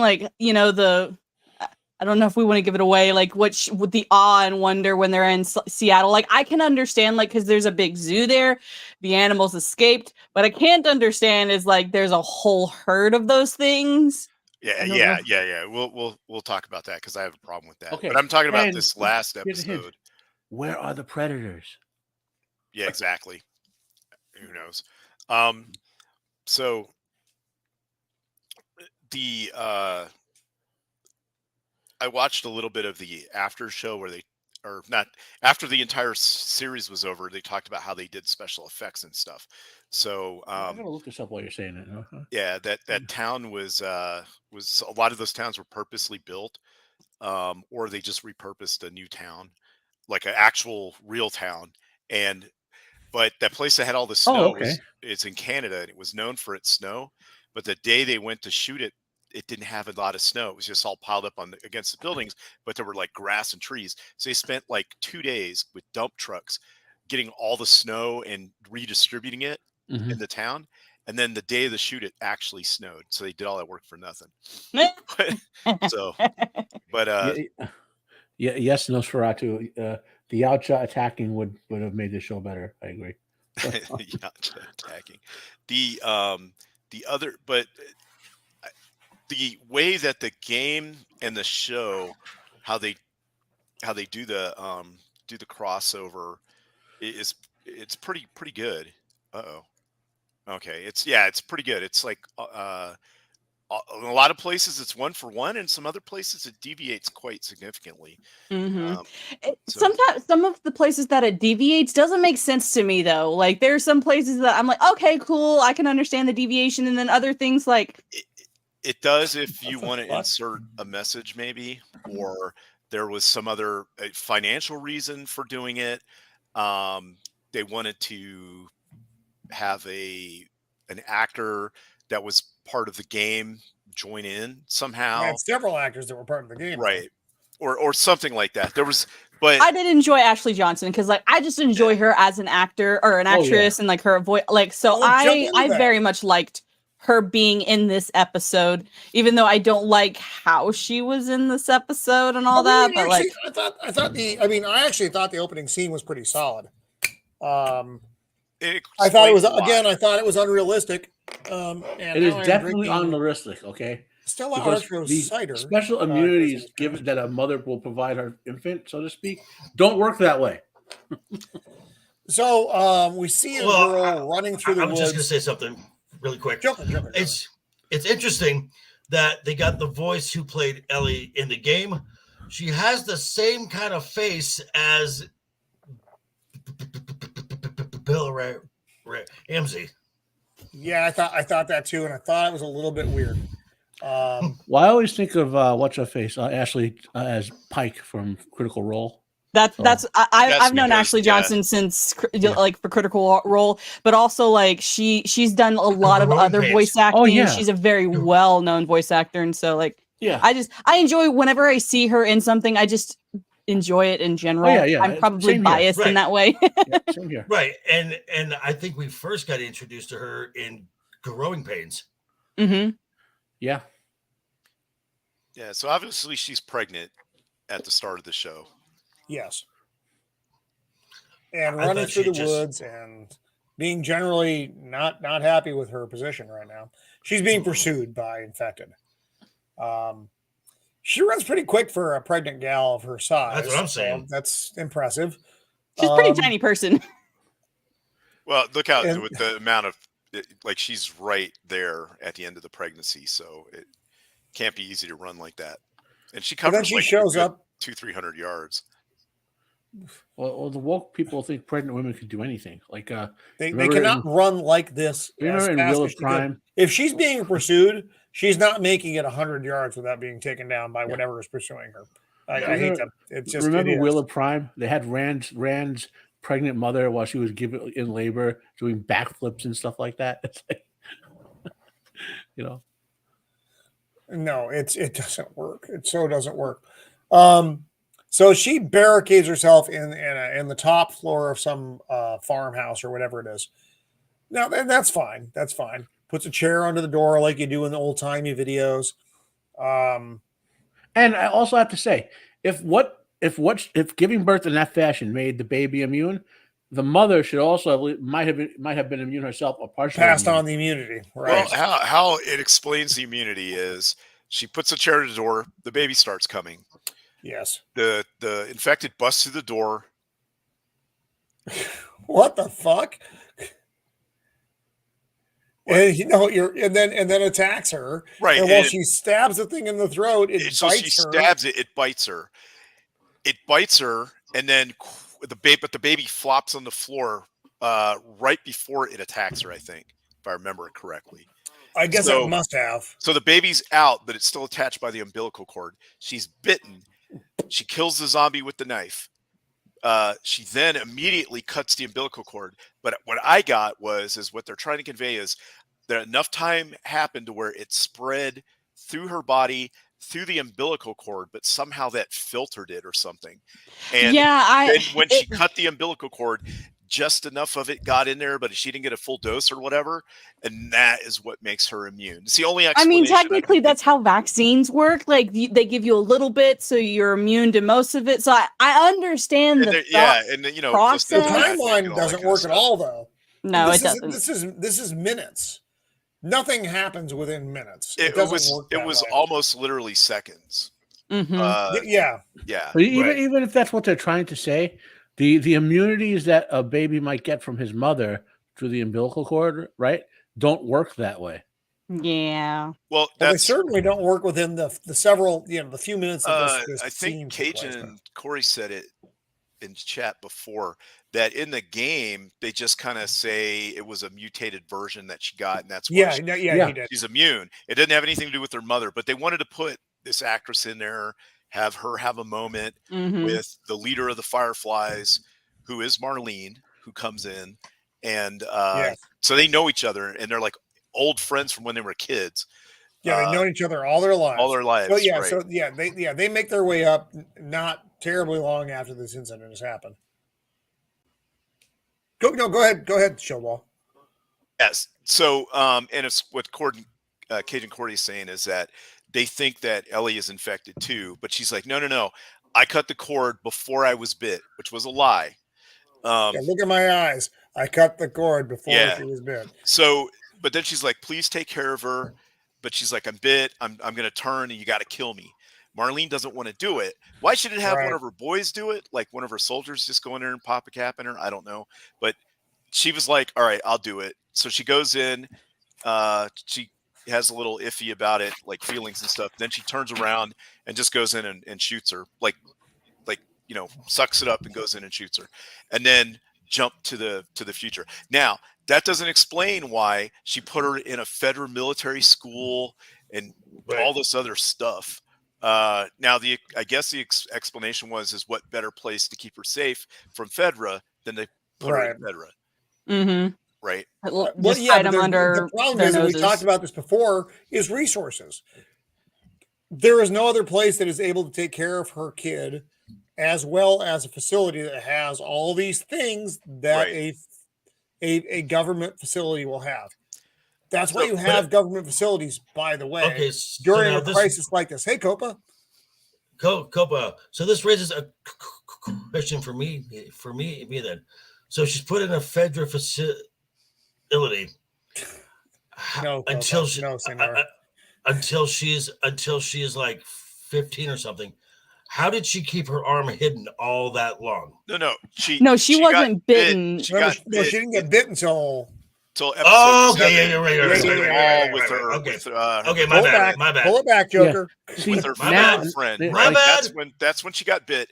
And what happened was her friend turned and she didn't. No. Save that shit. Shit. I'm talking about in episode 7. Right? When they were in the mall. They both got bit. They sat in there because she didn't kill her. Her friend started to turn. Ellie didn't. Therefore, Ellie went to find Marlene, and that's how Marlene found out she was immune. Okay. Right. Okay. So that's when she locked her. Ellie knew Marlene as well. She wasn't. She did. Remember in the opening episode, we had no indication of that though. Right. Well, as it turns out, they've known each other probably Ellie's entire life. Right. Yeah. Now I don't know how involved Marlene was with her. If she just dumped her off at Fedra and then just kept an eye on her from a distance, or what. But because she kind of acted like she didn't know Marlene very well, which is a possibility. She could have just been monitoring her progress, making sure that everything was going copacetic with her. But she went and because her friend, I can't remember her name, was part of the Fireflies. That's where she went to try to let them know that that she was dead, and then they're like, "Oh, you're bit. Well, how long has it been? Oh, it's been more than 2 days or whatever." And that's when they locked her up and figured out that she was immune. And That's when they put the Marlene whole probably had some suspicions about that. right, as well, exactly. because So she has this history where it Right. makes sense. That makes sense in context, other than them just finding a bit girl and saying, okay, let's see how long she lasts, because that doesn't make any fucking right, sense at and so all. this explains all of that as to why Marlene thinks that had a Mhm. hunch that she might be immune, put her in the room, and why she's willing to go to the length she is, not just for the cure, but also because of who she is in that relationship with the mother. And then it just cuts to this where she's spaced out, like not really paying attention Yeah, to this stuff Joel. with her and Joel is like, So yeah, she's still got the PTSD from the last episode. Joel's talking about some ravioli he found. Yeah, they're really hyping up and Chef is trying to Boyardee. talk to her. Well, the and Chip she just- Boyardee is a callback to like one of the earlier episodes, like when they're camping out, and like so that's what that callback is. No, right. Yeah. That's what I mean. But somebody paid for a product placement. Oh Probably. yeah. Yeah. But he's talking to her because he also said he found a guitar in there, but it was smashed up. But maybe he can find a guitar one of these times. He knows how to play. Maybe he can teach her, and she is just not having any part of the conversation. So Just it's actually the dynamic is flipped, where she was always talkative in the beginning. And Yes, Joel was like, "Shut up, kid. I don't want to have anything to do with you. I don't want to open up to you or anything like that." Now it's flipped, where she is broken and he has hope because Yep. the relationship is he's like latched onto her now. Yeah, he's invested. and so they're making their way through. Making her um, way downtown. It's Salt No. Lake City is where they're at. They're in Salt Lake. So they're making their way through a construction zone because he wants to go to high ground again, because they don't, maps are only so good. He wants to see the actual clear way to get to where they need to get. Yeah, that's And they go into Joel's the modus construction operandi. site, and he's trying to push her. There's like this open area. He sees a ladder up there because it's not a finished building. Great. He needs to get to the ladder. He puts her up. Pushes her up on the next floor, and she's lowering the ladder down to him. And then she's like, "What the Oh hell?" my And gosh. she just drops the ladder on him like it's fine. He's like, "Fuck off!" Real quick, And then he that has to, ladder like- thing is a Now, homage to a mechanic in the game. You do that lots, where you have to boost her up and then she throws ladder down to you to like navigate the places and stuff. Okay. I have And there is problems with no- the scene though, because she drops the ladder on him. Then he gets the ladder and pulls it up and chases her up the ladder. But then he has to chase her up like 3 floors. She didn't fucking see anything from where she I was. agree. That's about what I was about to say. Well, if there was windows, she might have seen it through the window. I did not But get three that floors is like- indication is at like- all. It's like 40 or 50 feet. The giraffe is not that tall. That's true. So it was just kind of weird. She did this. She dropped the ladder on him, and then he chases her up, and then they come out onto this area where they see all these fucking giraffes. And I did have to- I know I did this have is to in look the it up. game, and I know everybody loves this scene. I did have to look it up because this is how I learned. I always try to learn stuff. Giraffes can live for 25 years, so this could be one of the ones from the zoo. Okay. Okay, so lifespan wise, it could still exist. My biggest thing Yeah. is that these animals are a savanna creature. Salt Lake City snows, so Mhm. Yeah, also what do they eat in the winter? And there's so Each many of other, them too. like it's not cannibals, just this one. There's like like the 6 or cannibals in 7. Colorado. Right. There's like 6 or 7 of them out there. The And why is giraffe nobody cannibals. hunted them for meat? And the water source is Yeah, not exactly. It just drinkable. and Where- so where- it, And they have originally, young though. They're procreating the giraffes. I want to So, say in the game Where are the they're at a lions? zoo. Where are the bears? They actually Mhm. are Yeah. at They're a zoo. giraffes. They No, are. lions They're and at the Seattle Zoo, I believe. Right. Yeah, it's a so different it- location in the game. Yeah, it But makes this sense is like for obviously giraffes to like be a there. ball field or something, and they're just like out And running I wild. get that it was goofy, but it did look good. It I did. thought the visuals on It it did. were Okay, were so fantastic. look at this scale here, right? The giraffe was right next to her, and its head was above her, right? But then she's looking over there, and those giraffes are like at least 30 feet below the level she's Maybe standing. there's a hill there that we can't see on the other Right. side. There's of a this. ramp or something. There's a some giraffe ramp. collapse. I don't know, man. Don't ask questions. Don't ask too many questions. It spoils the whole show. But visually, I did think it looked good, though. Like the city in the background, I thought looked with their, from their perspective, with these bodies in the background, does look nice. But, I thought it looked good. But I thought the show was been good through the whole thing, though. I've been to Salt Lake a few times, and I have no idea where that is. Oh, whatever imaginary ballpark this is. Well, when I saw the scoreboard, I was thinking, was that field that they have now, the one they built a few years ago? The really nice. Well, there is a field for a minor league team, but there's nothing like this around it. This looks like almost like a high school. That does. Yeah. So who knows? Yeah. So they start talking, and they're walking now through the area, and the military has built a makeshift hospital through that. And Joel, Ellie is kind of commenting on it. Joel's like, yeah, I ended up one of these places. And she's like, oh, when the guy who couldn't shoot well shot you in the face. And he's like, and then he's like in full open mode though. He's like, yeah, that guy was me. I was trying to kill myself. I flinched and I missed. And that's what that was. That's why I ended up here. Fuck, Joel. Really? I mean, I get it. Yeah, it's a pretty good scene. I don't remember that from the game. Do you like? It was in the game too. Okay, I didn't remember. It's like it's an abandoned, like the army set it up, not Fedra. Yeah, because Fedra's like it's Army. It's before the CDC or whatever. Mm-hmm. This was like the actual U.S. Army, and they set it up within the first 2 weeks, and people could go there for mental health or medical help and stuff. But then the whole thing got out of control. And they wound up abandoning it, and it's just literally like it was for 20 years. Yeah, just shit sitting there. Yeah, there's and that was kind of a heavy drop for him to lay on her at this point, given their relationship hasn't been. They've been together this entire time, these many, many months, but it's amazing over the course of this time that they're just now kind of learning things about each other. I mean, when someone almost dies, like right in front of you, stuff like you start to get a little bit of a connection, like, oh my gosh, like you almost died and I kind of care about you now. Dang it.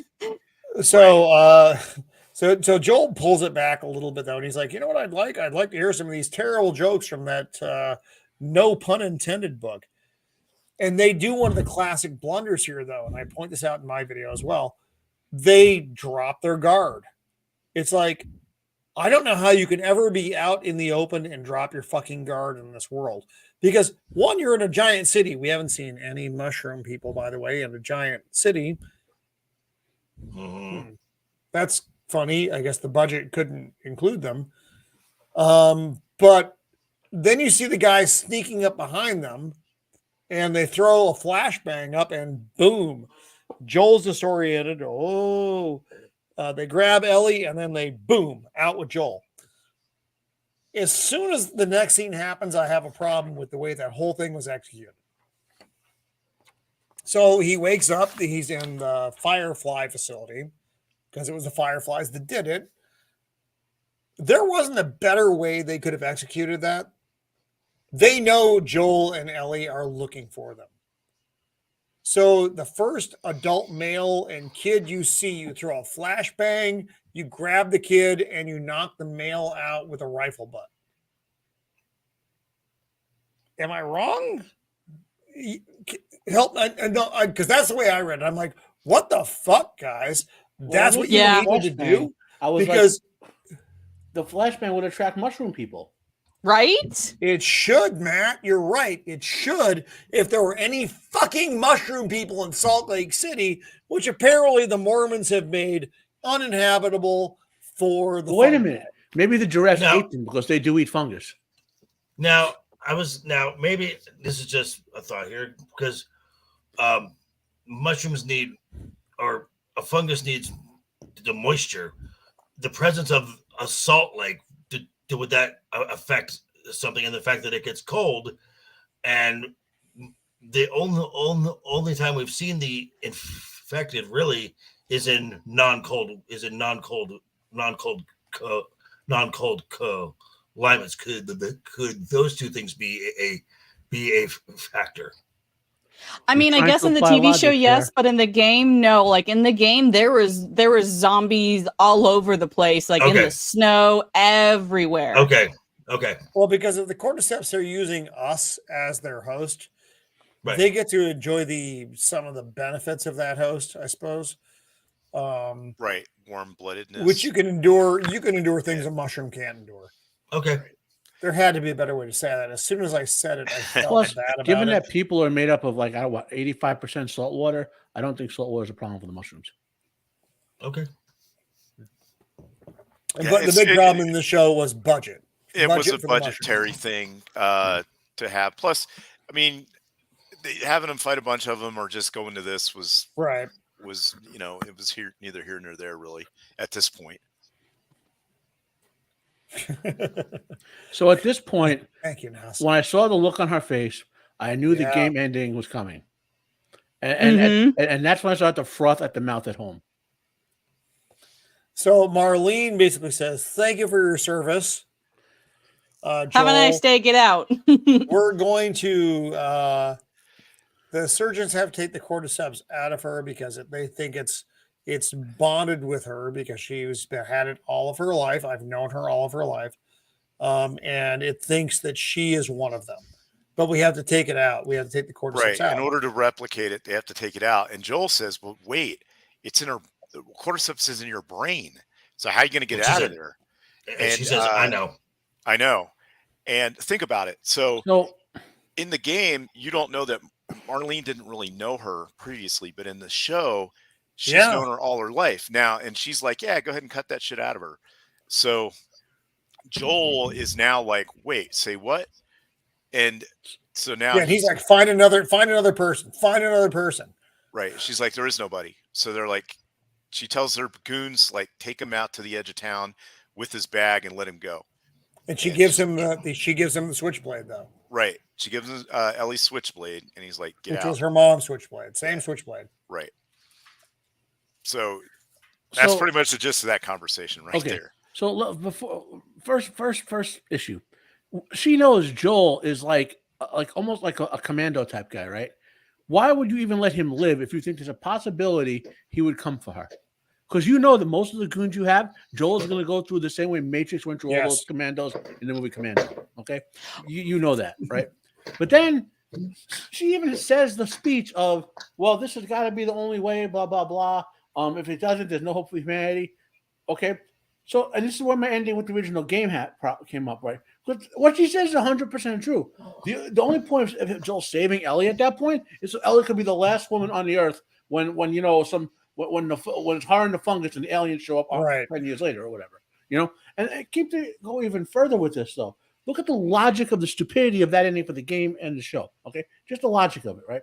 So they're saying that her brain has enough of this chemical in it that they could conclusively test to produce this chemical, right? Okay. Let's go with that a little bit for now, right? Okay. How are they going to produce enough of that chemical without more human brains, right? So they're saying that we're going to be harvesting human brains because we don't have a mass chemical manufacturing facility anymore, right? But now let's move next step beyond that, right? So Joel does the Joel, so to speak, and takes her away, right? So what is Joel thinking here? Well, I've clearly just doomed the world because there's nothing else to happen here, right? So unless, and this is science, by the way, Ellie can technically reproduce in the human species if she has babies by between 200 and 1,000 different men. So, but okay. So is that the solution they're going for? Maybe it's not. Well, maybe the what do they call the Fireflies? Maybe they can, since they know how Ellie was born, they could get more women who are pregnant, have them bitten just at the right time, and see if they get any more babies, and then they can take their brains and do this with, right? Or here's a little bit of science now. People may not know this, but you can take parts of a person's brain out, even up to half of it, and they'd be perfectly fine. Okay, I mean, they could. What logically should have happened is say, look, it's in her brain. We don't need all of it. There are parts of the brain that don't get used. We're going to take some samples to see what this chemical is. We'll take just a couple. Now, Matt, you're making assumptions though that they could perform that procedure in this environment and have her survive. But if they could reproduce the chemical, then they could perform the procedure. I don't even know how they're doing that though. It's like, okay, so now we have the ability to I want to say replicate that this and push it out. There are a lot of big leaps here. Right. to Also, I get want to where say they that are. when he questions her, she's not like, she doesn't make it sound like it's 100% going to happen. No, she doesn't. Right. Right. She's like, And it that's could why- or could and not. that's why he does what he does. Right. This all could have been avoided if she just lied to him and said, "Oh yeah, it should be fine," and he'd been like, Joel's "Okay, cool." Yeah. Fuck this. Right. So But no, and that he wasn't goes going to happen on- because Joel at this point, maybe in his mind, he was her father. There was zero circumstance when he was leaving. Okay. And, Yeah. and if we learned anything from Joel, he gives no fucks when it comes to what he needs to do. So they take him, and it's two guys are going to take him down the elevator and down the stairwell and all this stuff to get rid of him. So they give him his bag and they walk him out. And if it were me, if I were one of those guys, not even know who Joel was, as soon as we got into the elevator, I would have shot him. Well, and this is where I can understand her mindset. The last time she saw Joel and Ellie, Joel had no F's to give about Ellie. Right. Cool. I'm gonna just bring her across, and yeah, she's that's just true. I'm just gonna drop her, in your lap and stuff. And so she's still under the assumption that Joel has no F's to give about Ellie. Remember, he never wanted to take her in the first place, and he was only doing No, it he for didn't. a deal. But the problem with that is, if that were true, why is Joel under heavy guard? As if they expect him to make a move. Right. And also, she stiffed him. Because you know what's happened? Ellie has been probably raving about how Joel protected her, and he was like, although Joel might have been unconscious for a while, because if you get knocked out, That's like true. We that, don't know. Ellie probably was going to say, "Oh, Joel is awesome," Because Ellie was not unconscious when they took her. Yeah. And remember, everybody in Boston was afraid of Joel. They knew who he was, and he was by that point a very dangerous man. Mm-hmm. That's why our Marlene, this gal, wanted him after she was incapacitated to take him because she knew he was capable to do what she needed him to do. So if I were her, and this is just me, and I know this is shitty, I would have killed him immediately. Yep. I would have killed him as soon as we got them both there. Okay, kill him, take the girl. That succeeds. Your mission moves. I wouldn't have even waited until you got them inside. No. Take her, cap him right there. Well, on site. They didn't know who either of them were when they captured him. It was only till they brought him in here that then they were like, "Oh, that's Ellie and he's Joel." But yeah, then cap him. But so at any rate, they get into the stairwell, and Joel. Oh, this is great though. I enjoy this. He overpowers one guy and he shoots him in the leg, and then he pops the other dude, and he's like, "Where is she?" And he's like, I'm not going to tell you." And he's like, "Fine, I don't have time for this." And he pops him, and then he proceeds to go through the building in a tactical manner, just killing everybody in his way. It doesn't matter who it is.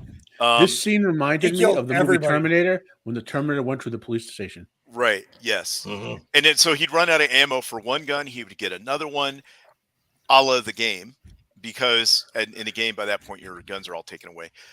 So you pick up a gun, you use however many. I did like that he pick up extra magazines off of them and use it and stuff. Right. And then so he goes to the building and he gets to the operating room where Ellie is. And I love this scene. Unconscious. They got her hooked up and they're getting ready to start the procedure. Why they didn't shave her head, I don't know. I guess you can just peel the skin back or something. No, they would have shaved her fucking head. They would have shaved her head. Yeah. But so the doctor, and he understands. You only shave the head if you care about her. Like, she's going to die. So they don't need to be sanitary. I just figured it would have been in the way, but yeah, you don't want hair particles in. Yeah, maybe they were just going to do the tamping thing where they drill in her head with a core sample. They still would have shaved that spot though, where they were going to drill. Well, no, they were just going to cut her skull open and take her brain out. Yeah. Okay. So the doctor picks up a scalpel and he's like, "I can't let you take her. I'm not going to let you take her," because he understands what's at stake. And Joel's like, he's not even going to ask you, and he just pops him in the head. He tells the nurses to turn around and face the wall because he doesn't kill them.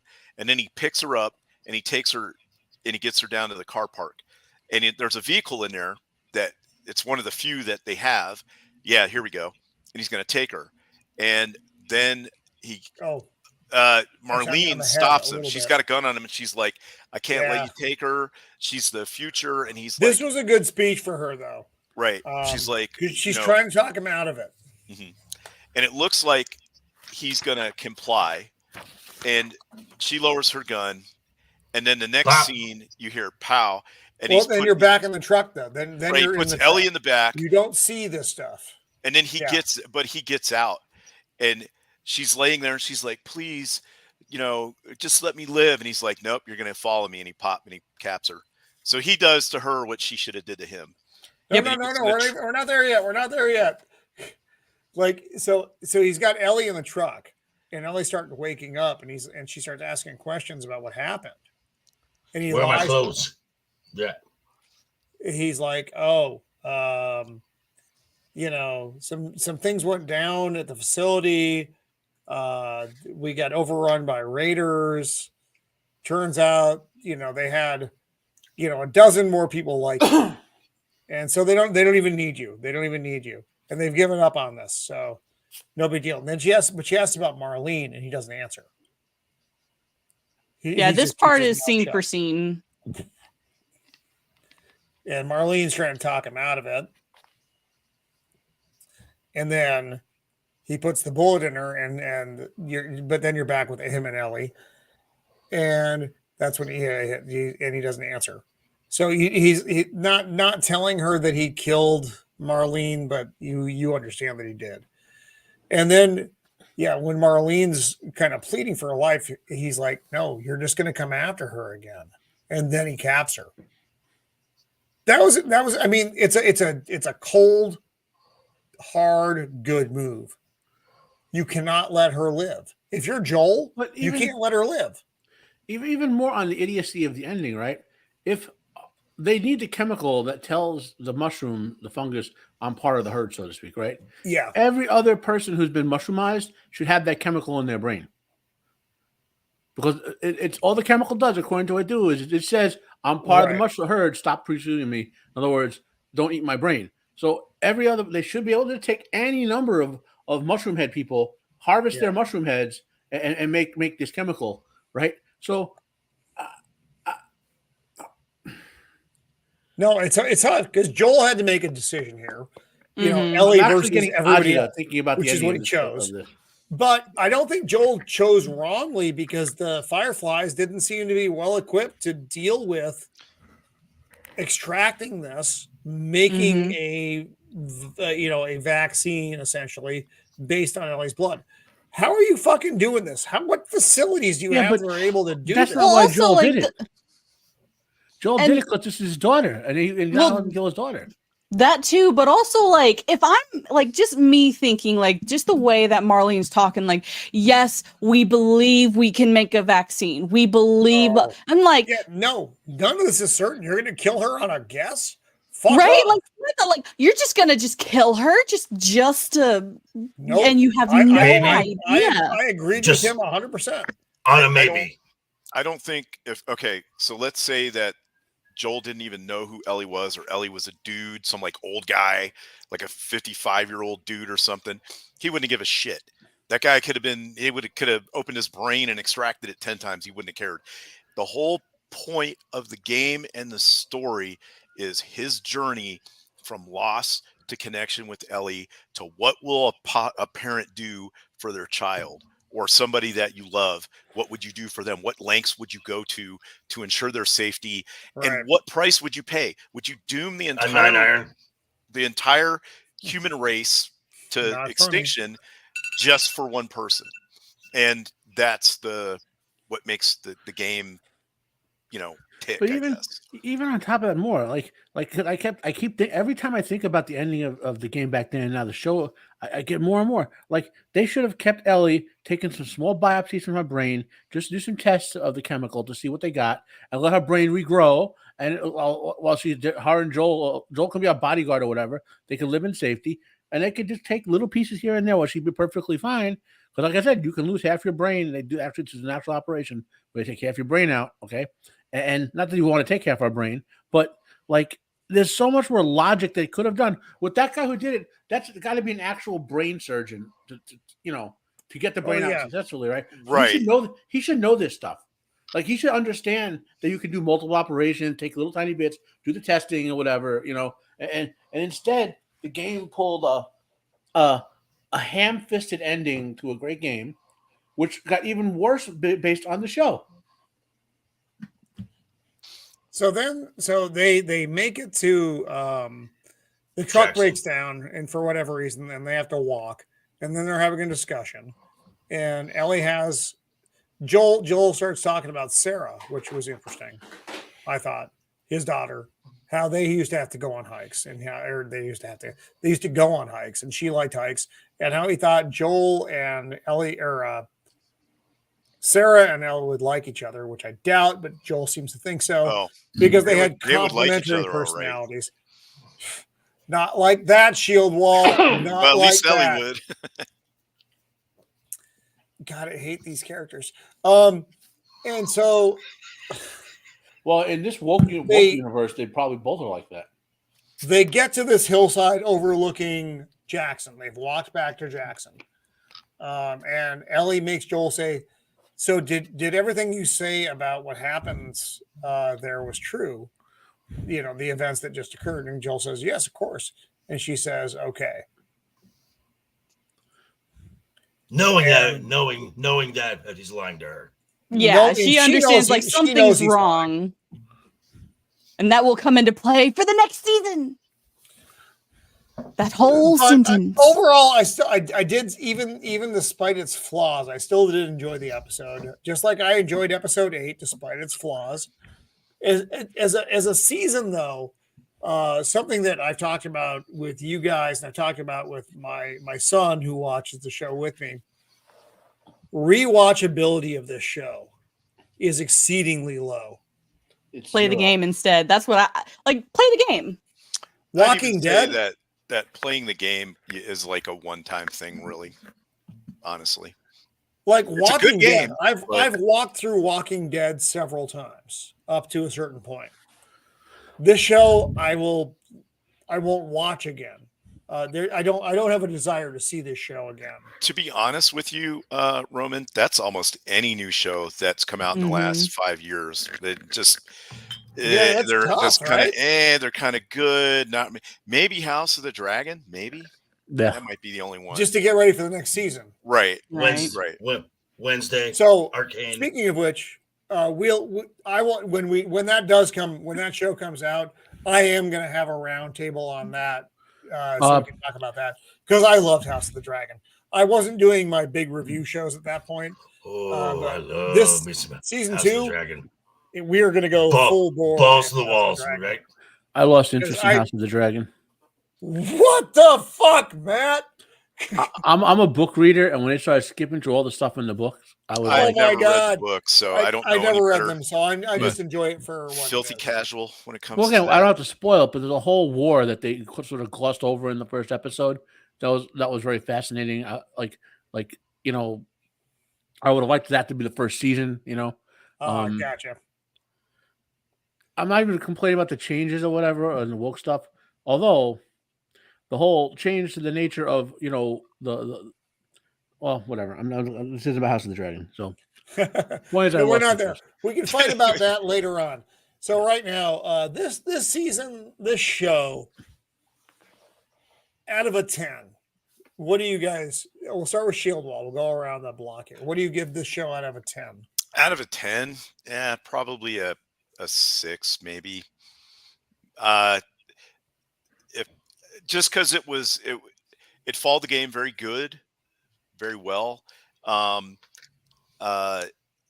Pedro Pascal did a decent enough job as Joel, the way they wrote him for the show. Bella Ramsey,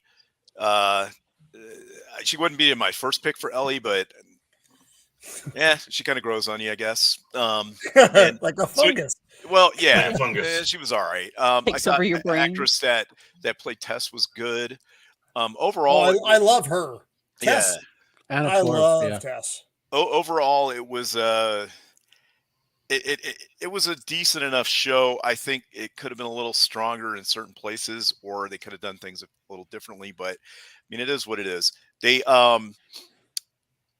as far as production values, I thought the production values are pretty high, sets and whatnot. They you could tell that the people that made the show cared about the show. They weren't trying to like massively change it from the game. So if more shows would do that, more shows would take that kind of care instead of hating the source material and the fans. I think that it would go a long way to making the show better. And that's what I'm saying is they did that with this show, is that they stayed true to the source material, and they had a lot of people that worked on the game work on the show as well. Like the people that did like the voices and Mhm. Right. movement for the No, I cordyceps did. I thought people. that was good. Even Yeah. bringing them in different roles, I thought that was Mhm. cool. So yeah, overall, but like I said, it is 6 for me. Solid. Matt? 2. Ooh. No. Ooh. Matt with the scathing review. I will say a couple of things. If the 2 comes mostly from some of the cool fight scenes, and like I said, I love it anytime that little girl like murders stabs someone. She does it really great. So also when Joel goes Terminator on people and his ninja mode, that stuff is really good. So to understand this, like I recently downloaded copies of The Hobbit that are fan edits that edit out a lot of the stuff that wasn't in the book, and they're much more watchable. As an example, if you were to edit out about 3 episodes worth of stuff, 3-4 episodes worth of stuff, and this were like 5 episodes, this probably would be a 6 to me, because then you could sort of watch it as a sort of the ending is what kills it for me. That's where the 4 go away. But like, there's so much stuff that you want to skip over, or like if I were rewatching this, I'd be skimming through a lot of stuff that just doesn't have any effect on stuff. And they could this literally could be a 5-episode season, and Oh, I agree with that. and then it would be much better because it'd be all on point. Like, I mean, if you think about the last episode, right? The whole last episode is what she sees a giraffe. They get flashbanged. Joel gets the bad news. Joel murders a bunch of people. They drive to the village. I just gave you the plot of the entire episode, right? How Yes. long was it? An hour? It was 50 some odd minutes. Yeah, this was a longer episode. I mean, you could have used an hour to do those 5 plot points, right? Did you have to spend an extra 2 minutes running upstairs that didn't exist? Think about it. Think back to all the little things they did to stretch the plot out that had no effect on the actual plot. So that to me why it's a 2. There's some atrocious writing. There's woke for the sake of woke, not for the sake of plot. There's obviously the 4 points lost just because of the stupid ending, which was inherited from the game. And hell, a point goes because I can't stand Pedro Pascal, so there goes another point. There you go. It's a 1. It's down to a 1. Pedro Pascal himself is a point. Yeah. God damn it, man. All right. Okay. Sorry. Alarm. That's Pedro Pascal calling to complain about me. There you go. It may be. Joker, what is your final count of the show? 6. It's a solid 6. I'd say, to watch it. Sure. I mean, as someone who never played the game, I've learned a lot more about the game just being on here.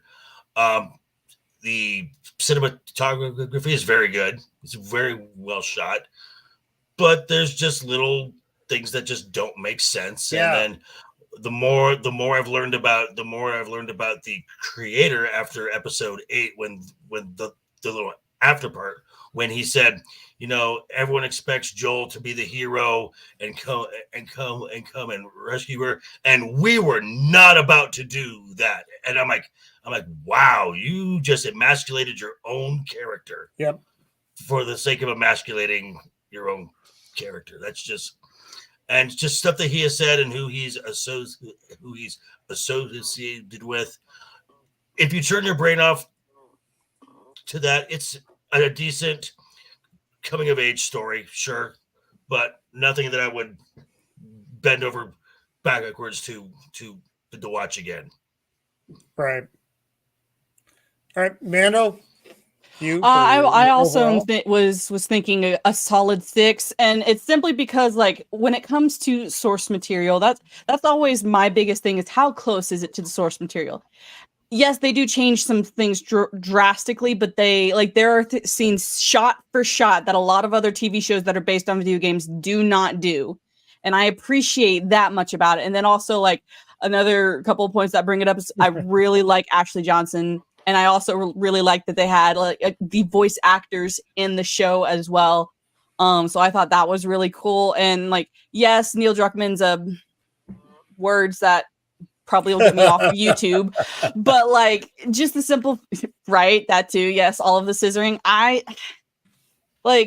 wish that there were things they could have changed that would have made the show better than the game that they didn't do. Instead, they put, Brokeback Mountain .2 and then, Lesbos scissoring .3. And it's just like, we didn't need that. We needed some more plot. We needed, like, you could have made so many better things. Like, you could have done a flashback to somebody else's life or I don't know. You could have done so many better things, but you didn't. And so, like, the points that you changed the game are null and void. I don't really care now, but it's okay for watching the first time. That's what I would say. Watching one time, okay. It's a one-off. That's the sad part. It's a one-off. They made a one-off series. Bad move.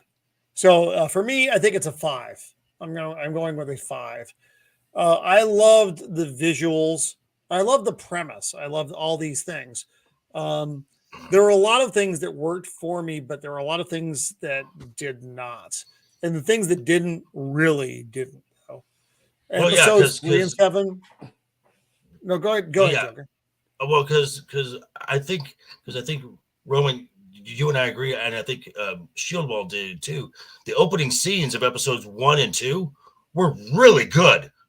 Yeah, were really, really good. And it's just you didn't really build on that good, solid storytelling, and you decided to insert your own right.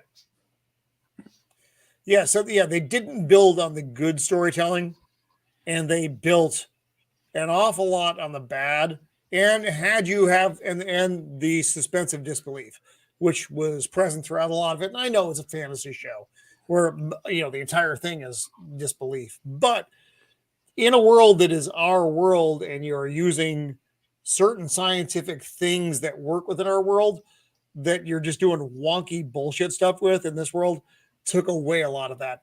And for the poor girl who, the fetal alcohol syndrome girl who played Ellie, she was terrible. She was my least favorite part of the show. She was. Of every episode, she was my least favorite part of the show. They didn't write her well, and the actress, I didn't think, portrayed her well. The character grew on you only a bit as the show went on because you hated her less. That's not really a growth. That's a strange, repositioning of your beliefs about a character. Pedro Pascal, I thought, did okay as Joel, but I don't know Joel from the video game, so you have to give me that as far as my judgment of the character. I thought he was all right as Joel. And I understand Pedro Pascal in real life is kind of a douche, but his acting stuff, I like him in the roles he plays. And there were some really good plot lines in this that were, I think every major good plot line was underdeveloped in the show, was just underdeveloped. You chose to put 2 episodes out there that didn't mean anything. You wasted that, where you could have just expanded a little bit more on the 6 episodes you had, or a couple episodes, a lot more. Either one of those things would have been fine, and they chose not to do that. So that's where I land with a 5 on a show with great production and great potential, but execution had some pretty major lacks in it. So, unfortunately, season 2 is coming, and we know what it's going to be based on. So we all kind of have to brace for that. Exactly, Joker. It was still 1,000 times better than Rings of Prime or Wheel of Prime.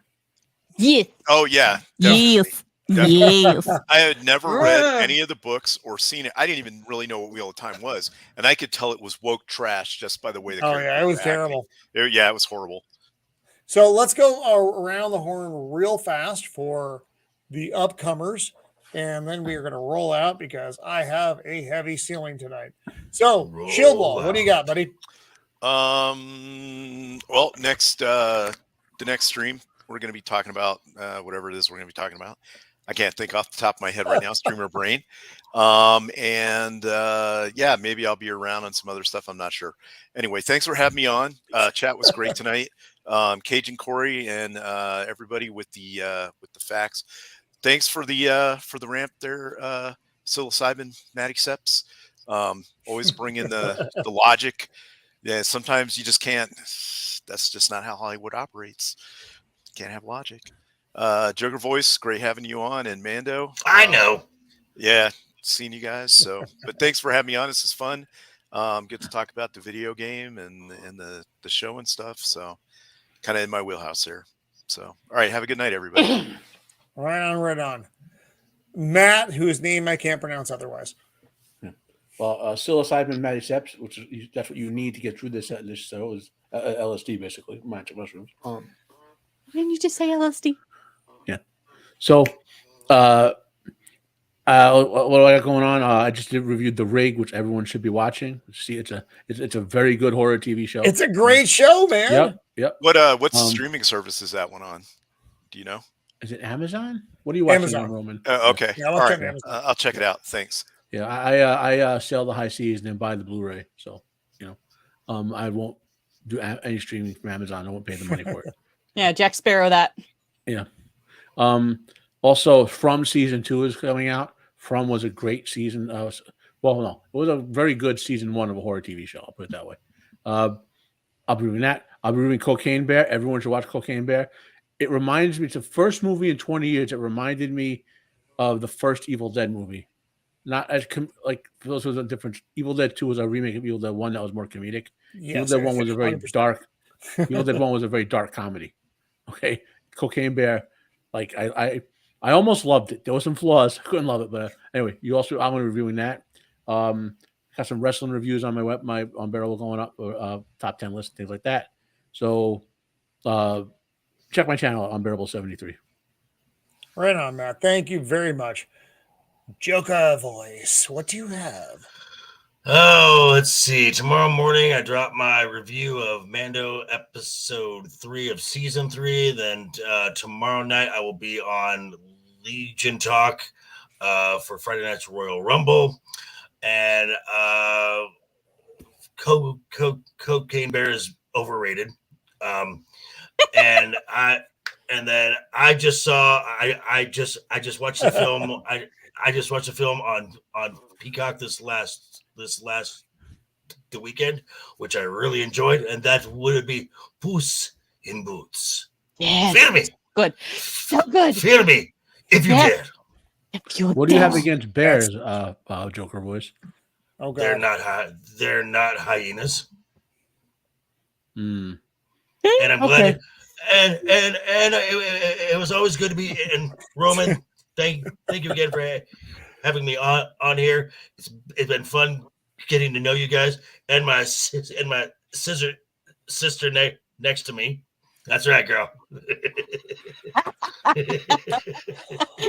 Roman, this is your fault. You brought us together. I know. Manda, what do you got coming up? Well, I've actually got a whole bunch of things going on pretty soon. My whole schedule is going to be changing up. I got a new job. It's going to be my normal job is going to be 9 to 5, Monday through Friday. So that means Literary Souls is coming back. Unfortunately, Arkasul, my co-host, will not be able to be there. He's got a new job where he will not be able to do that. But Literary Souls is making a comeback. This Saturday will be the just upcoming episode Saturday at 10:30 a.m. Central Standard Time. But yeah, I am so excited to bring Literary Souls back. And there is some Lord of the Ring news that is going to make all of us cry because they're going to remake the Lord of the Rings. Again. I think that's just a rumor, a media rumor, Mando. I mean, if you want to talk more hope about it. So. From what I have heard, they're going to be exploring other stories. They are not going to remake. I don't Peter wish Jackson's to explore other stories Lord. because there were not other stories. The rumors I've heard are that they want to make movies with what else was going on while the War of the like. Remember my biggest complaint, Mando, is about they didn't show the actual War of the Ring in Peter Jackson's movies. That they want to show the War of the Ring in some Like where the dwarves also were fighting in the north, and Lothlorien was fighting, which that would be cool if they did that correctly. Okay, and again, this is Zaslav, so I have a lot more faith in David Zaslav than I do with Bob Iger or anyone else. This is true. I agree. I'm just leave Tolkien alone. Like let him lay in peace. That's option A. That's option A. That's my only option. So that's kind of the big news that Literary Souls is making a comeback this Saturday. That's good. A reason to wake up earlier. So for me, I expect to be on with Father Miller tomorrow at noon, 11 Pacific Standard, which is a little bit earlier. PJ maybe in his channel on at 12 Pacific Standard on Saturday. And I will be on with Pops on Tuesday this week. There was some disruption this week. He wasn't able to be on. But on Tuesday of this week, on Pops' channel, Pops channel, at 5 Pacific Standard, we're going to be talking about the works of Alex Ross, who wanted to do it last week, but we're going to do it this upcoming week. So that's going to be some big stuff coming up. And also just Christmas reads. Nice. God damn it, Matt. and one more shameless plug from me. I am 7 away from 400 subs. So get on there. Go to Joker Voice. The links are all in the descriptions of this channel. Go to these people's channels.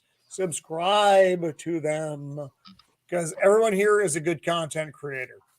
And next week at 5 Pacific Standard on Thursday, we will be looking at how to destroy a franchise, Alien 3 and beyond. So join us for that because that is going to be a fun discussion. And that's going to be one of our long ones. So I'm a mushroom. You can all join in for that. That's going to be going on for several hours. The Cordyceps has me, guys. God damn it. Matt, no. That reminds me of Dan Aykroyd in that 1941 movie where he gets hit in his head in the tank, and he's got those oranges in that sock, and he's like, "I'm a bug." I need a mushroom frill now over here. Yeah, there you go. What is this now? What are we now? So that's what psilocybin does for you.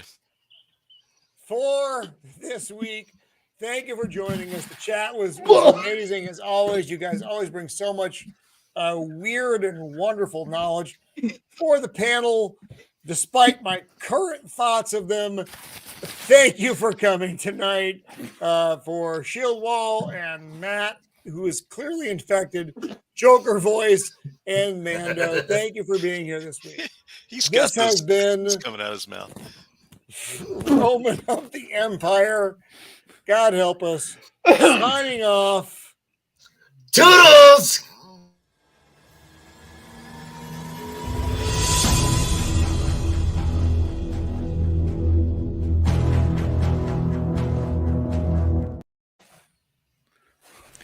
Good evening. My name is Bill. I don't always drink wine and shoot fungal zombies, but when I do, I like to have Apothic Rosé, the official pairing wine of the fungal zombie apocalypse. Well, I hate to drink and go shoot, but duty calls.